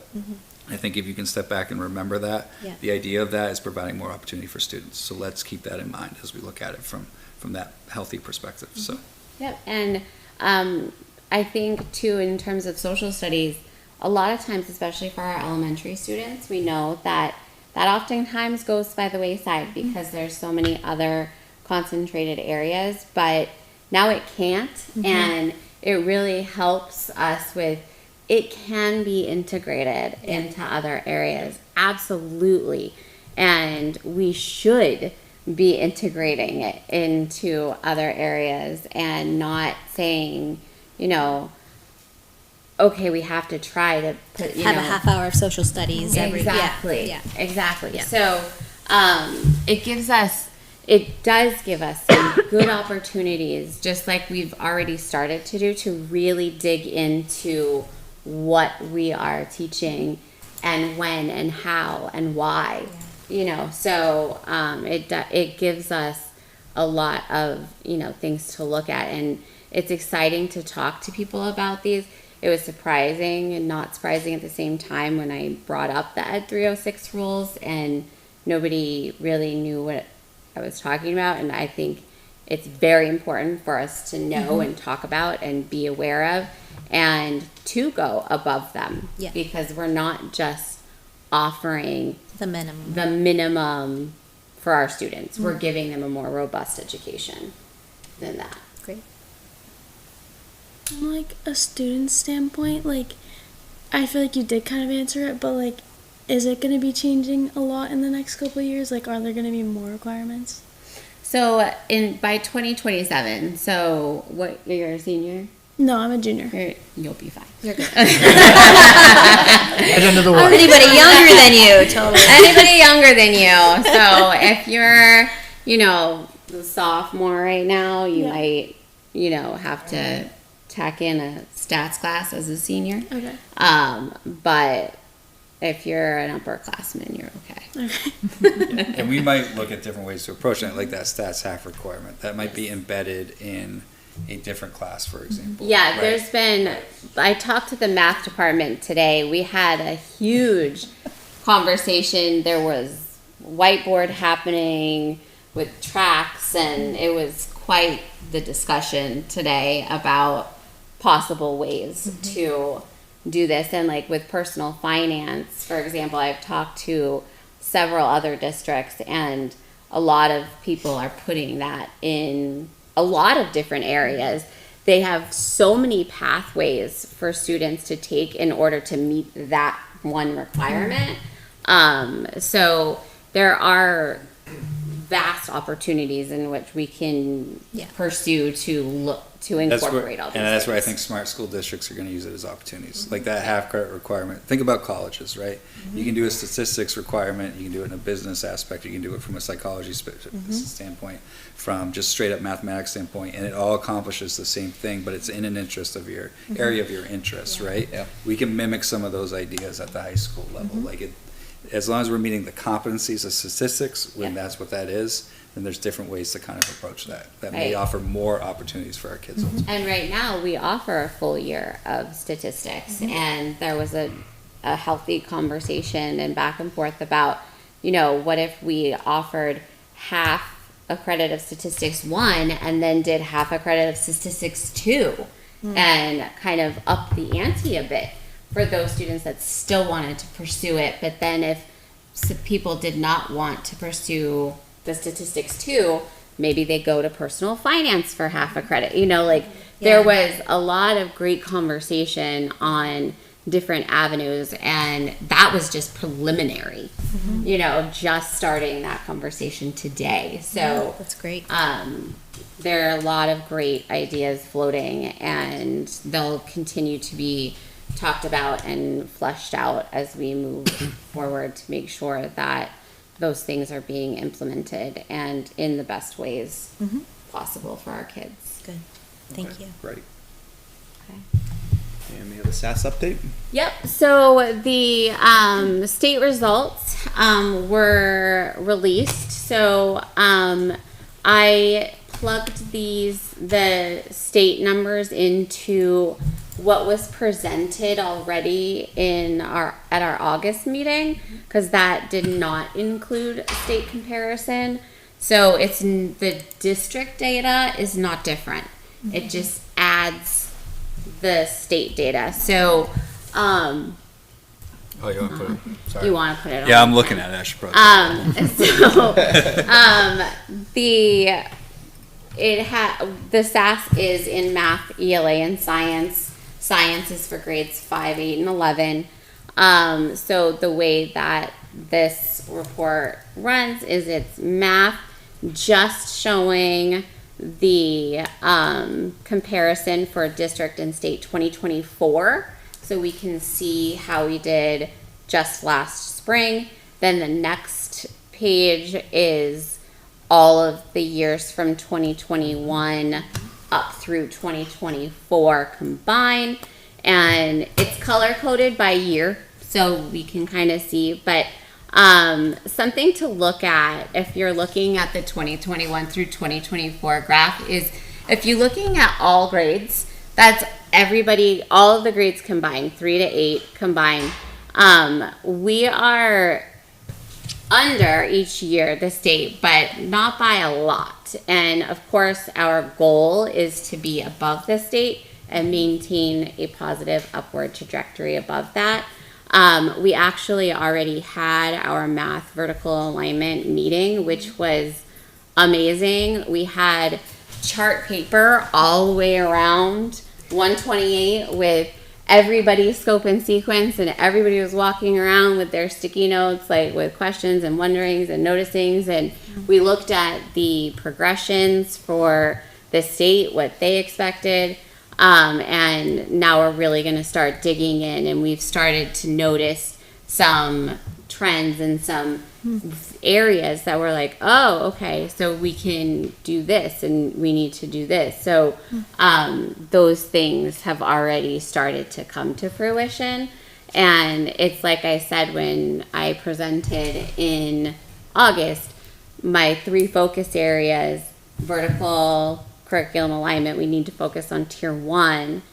Then we need data-driven instruction, and then those targeted interventions. So those things have already started to flush out. So a lot of these things will be addressed, which is a good thing. So Did you happen to look with math? If, like, when you look at the all grades numbers, you pointed that out and said, well, we're tracking relatively close to the state. If you were to pull out 5th and 6th grade, would we be outperforming the state pretty well in math? Do you happen to know? In those numbers, probably. Yeah. Because we know that we have the outliers, but again, we talked about the transition year and how challenging that is for kids. So that is one of our district and school board goals, is looking at transitions and how can we help eliminate or alleviate that transition issue as much as possible. And I've already been talking about, coming up with teacher to teacher, coming up with tracking sheets, like how can we know where students are within the skills so that the following teacher can have a good idea of where those people are, so that when they have their class in front of them, they can say, okay, you have this set of skills solid, but I might need to help backfill this part. You are here, you know what I mean? So those conversations are underway, but we definitely recognize that as an area of we need to look at that and figure it out. And you touched base on it a little bit there with the vertical alignment team. Like I went in afterwards on that day, and obviously math is my background. Yeah. And I think one of the powerful things you did, you spoke of this, you spoke of the people in the room noticing this as well, is you lay out each grade, and then when you get to high school course, like skills that they're doing, right, and the skill progression. And you can kind of see where the alignment gets a little off kilter, right? Yep. And if you're in your own world, you may not know exactly what other grades are doing, right? Just because you're focused on your stuff. We're busy professionals and we're all doing. But when you can take that moment to sit back and you can be like, oh, there's 3rd grade, there's 4th grade, there's 5th grade, there's 6th grade. Let's see where we're good on the alignment and where are we all over the place, right? Like I looked at the skill of geometry, right? Like we need stronger alignment in that skill. Like there's this huge gap that jumped out when you saw all 12 grades, that like there's this hole where we're not really touching on geometry for a couple years, right? And you may not know that in your own particular realm, or you may not be concerned about that because you're, if I'm the Algebra 1 teacher, like it's not my job to teach geometry, right? You know, and those type of things. But, and that, I'm not saying that's how our Algebra 1 teachers feel, but like hypothetically. But when you can see those strands and all the grades laid out in front of you, all of a sudden it like jumps out at you. Like, that needs to be a better through line, Yeah. right? And if we work on that through line and make those connections through it, then that's going to help with the transition piece. It's going to help not only school to school, grade to grade, all those type of things. And it was so powerful to walk in after that. And Sarah's like, "Do you notice?" And it was like, "Yeah, I noticed right away." Yeah, I Like, had see it. him go around and Yeah. say, Look at like, everything. I didn't say anything. I was like, tell me your notice and wonders. Yeah, you know, geometry 'cause- jumped out as one skill, Yeah. sub skill where we're doing this like, you know, in elementary, early elementary, like basic shape identification. Then we don't touch on it as much, and then Yeah. it's heavy again in high school, and Yeah. like we need to kind of streamline it a little bit better through there. Do we have any way of determining whether there's transition issues between 8th and 9th? So the correlation, it's harder because we do the PSAT and it's a different It's just different. animal. Like you Yeah. can't compare those types of assessments, just like you can't compare iReady and SAS because it's comparing apples to oranges and the data is not valid when you're comparing two different data sets. So in terms of being able to find, like, creating common assessments that we have homegrown that we can do some validation on and kind of test the waters that way, we could pursue some of that type of thing, but there's not a like normed assessment. Yeah, I mean, I guess the reason I'm asking is because if you look at grade 5, we have severely underperformed for the last 4 years. Yep. Right? So I guess, you know, we already have 4 years of students that severely struggled. And I understand that we're looking from a vertical alignment perspective on, is this a transition issue? But I would imagine, based off of what you're describing, that that's going to take a little while to hash out. Yeah. Right? And so I'm just trying to find a way to sort of speed up the process of figuring that out so we don't end up with 6 or 7 years of students severely underperforming. Yeah, and I think That's why- looking at the where those common skill threads are is a quick way to address some of Yeah. that right away. Right. Right? It is. Like- And then you don't just do vertical alignment in isolation and forget about the other two focus Sure. areas, right? So we are right now, yes, I'm zoned in on vertical alignment because I just had one a couple weeks ago and I have one tomorrow and it's a lot to do, but it's really great work. But at the same time, we're looking at our data and we're saying, okay, what do the interventions look like for this group of kids when we're noticing these backfill problems, these gaps that are going to just continue to spread if we continue just to push them along. So that is still a conversation that we're having and figuring out what do those kind of MTSS models fall into place? What does that intervention look like for those kids so that we can catch them and we're not just letting the problem perpetuate? So do our kids struggle more with the transition in 5 and 6 than the other? It appears that way, because if you It look at appears the that way. state numbers, they dip down from grade 4 to Yeah. 5, but they don't dip down the way That we do. that we do. And then we kind of catch up, other than really at grade 8, we Yep. get caught Right. up. So there's something happening in there, and Well, and if you look at the 4-year, it's even more drastic. And But so in terms of intervention, when you talk about interventions, I mean, if you're saying we may not be providing enough interventions, they're catching up pretty much like Right, by 7th so grade. it's happening. So, and another thing that's interesting to look at, which we really need to get into, which is going to be follow up for next time when I meet with the different departments, is look at the progressions because sometimes we get so focused on a program that we forget about curriculum, and we need to look at the expected progressions on where students are expected to be proficiency wise in each skill and when. So we started digging into that a little bit, but we ran out of time.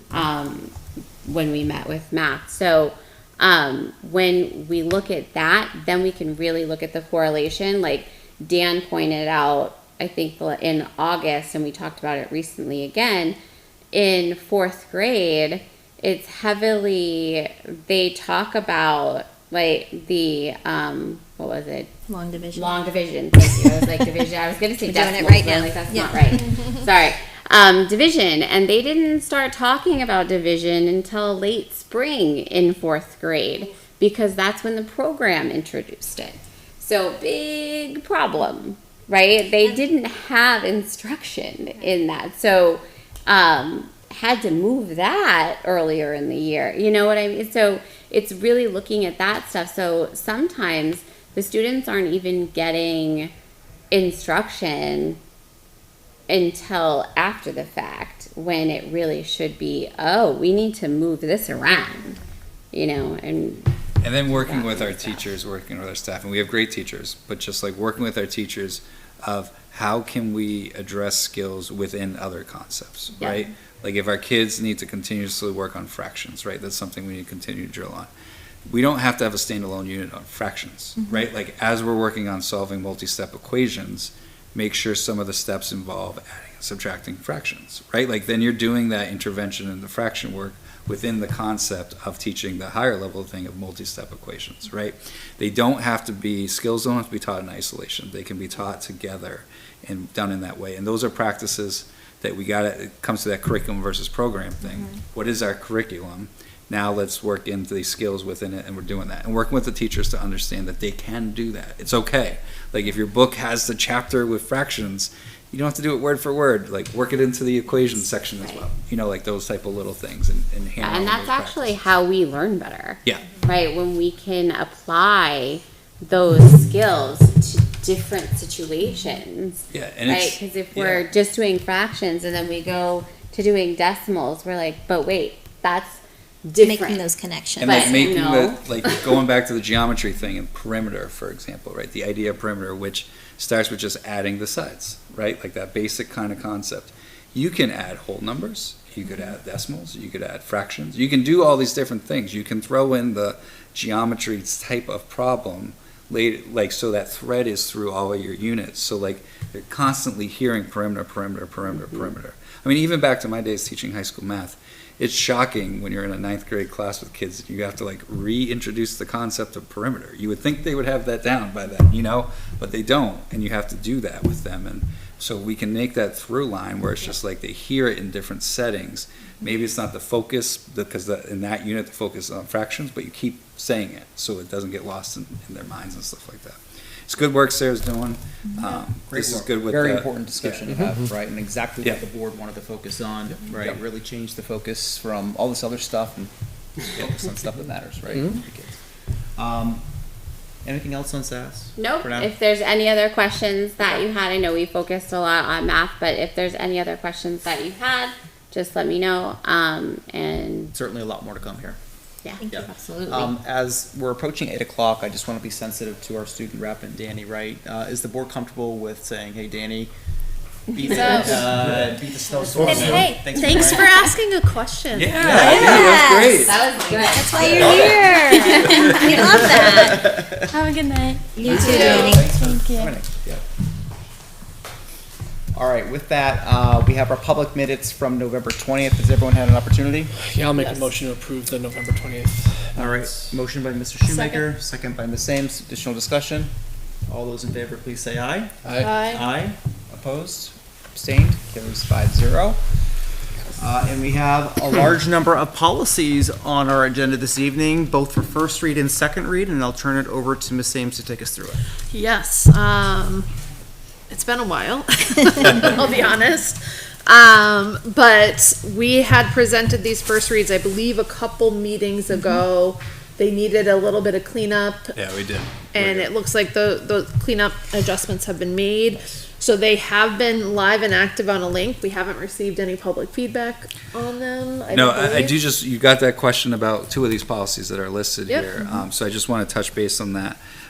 There was a good question in regards to updated to state statutes and make Yep. sure that they were included in our policies. Those updates are included in this. We use Yep. the NHSBA recommended policies, which reflect, this is why we use those. Yep. So they update it based upon when there's changes in state law and state statutes. This is IGE and IGE and IHM, yes. So both of them reflect the updated language. If people want to click on it, you can see, well, you guys can, because you can see the changing Yep. process happen, where those additions are, so they accurately reflect those. So Yep. that's a great question to make sure that we follow those. There's other policies like that as too. IC is another example where there was state law passed around the holidays and how you title different days in the calendar. So that's another one that's updated, reflective of those, and that's why we rely on the School Board Association to help us with this work. So just wanted to acknowledge that it's a great question, and this is where you see that work in action when we do these policy updates. Excellent. I will make a motion to approve for first read, policy BBBF, policy DAF, policy EBCA, policy GBGBA, policy IC, policy IGE, policy IHAM, policy KF. Second. I have a policy by myself, second by Ms. Harrison. Thank you for that. Additional discussion on any of those 8 policies for first read? Can do it. All right, I will call the question then. All those in favor, please say aye. Aye. Aye. Opposed? And abstained? Aye. Motion carries 4-0-1. Just the most important question of the day. And now we have our second read policies Yes. this evening. So again, we went through all of these. These are here for a second read. I believe the first read was also 2 meetings ago because we took a break last meeting to work on our budget stuff. So again, I haven't received any feedback or seen any questions. The only but- thing I want to add is on 4 and 5 here, so GBCD and BEDF, we had discussed utilizing the NHSBA ones, which had the different verbiage. We checked with anyone who that would affect, and like within our working system, everyone's Yep. cool with that, you know what I mean? Great. Yep. So when you adopt those for second read, you're just adopting the the B on each of those, the NHSBA is on that. Recommended one. But because it wasn't a simple change one word here, change here, there, we just wanted the comparison of both policies. Yep, I am good with these as well. I will make a motion to approve, final approved second read, policy BGAA, policy EBCC, policy EHAB, policy GBCD, policy BEDG, and policy IKFC. Second. Thank you. Well done. Motion made by myself, second by Ms. Ames. Additional discussion? All those in favor, please say aye. Aye. Aye. Opposed? Abstained? Those carry 5-0. Excellent. Before we move into old business, as the time is now approaching 8 o'clock, I just do want to acknowledge our second community input this evening and open it up on the floor for our second round of community input. All right, I will close our second round of community input and move it right into old business, and we have our facilities update tonight. Today is the day. It's the big night. We have 4 more hours roughly for people to take the survey. And we are at 866 responses. I think as of the last time my wife texted me about 30 minutes ago, there were 14 people watching the meeting. If each of you could ask 4 people to take the survey, we could hit 900 tonight. I'm trying to text anyone I can think of right now, but it would be really awesome if we could get above 900. We're very excited about 866. I think it was a very hard push. I know that the members of our committee feel like we've really given people every possible way of trying to respond, and we're really excited to start analyzing that data. We'll be meeting, and I think our agenda for next week is pretty heavy on looking at this information, although now people are going to have to review the on-site insight reports as well. So, yeah, that's basically all I have for you. All right, well, hopefully for our December 18th meeting. Yeah, I mean, We'll we have should some have some, information? yeah, Okay. absolutely. All right, we'll put that on the docket then for that meeting and maybe a more substantive update from FIC. I asked for a solar update to be added to old business just because I know this had fallen off our agenda over the past couple of weeks with the budget stuff. Where do we stand with all things dynamic grid? Where are we with progress? Yeah, we're getting there. We're getting there. So they came in to do work. Eversource and Dynamic Grid came in to do work on the Friday after Thanksgiving because we had no school because they had to shut down power to connect the power. So we were in a shutdown for about 4 hours from the building standpoint. They made that connection, and that's good. So now they got to start doing the testing process that we're targeting. Again, people not in school to do that, so we're targeting that over Christmas holiday break at the end of the month to do that next round of testing to make sure there's no problems now that it's all been connected and working and stuff like that. We haven't gotten confirmation that it's going to happen that week, but that is when we're telling them we would like this work done. So Chris, our tech guy, now that things are connected, has to do something. He's working on his piece of it. Eversource electrical people have to come in and do something as part of this, and then Dynamic Grid people have to come in. So if the testing all goes well over that December break, if that testing goes well over December break, in theory, we should be able to quote-unquote flip the switch in January. But that is if all of that goes smoothly.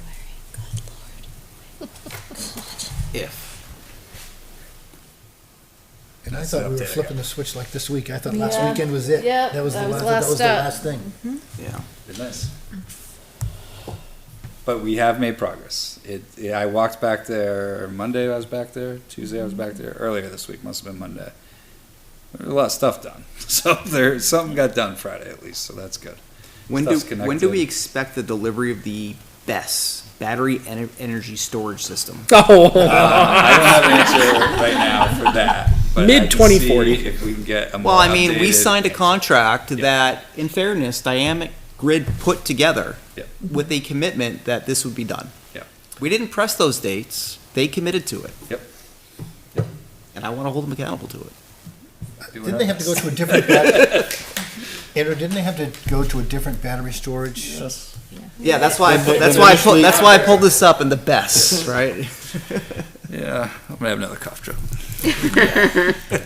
Yeah. We're trying.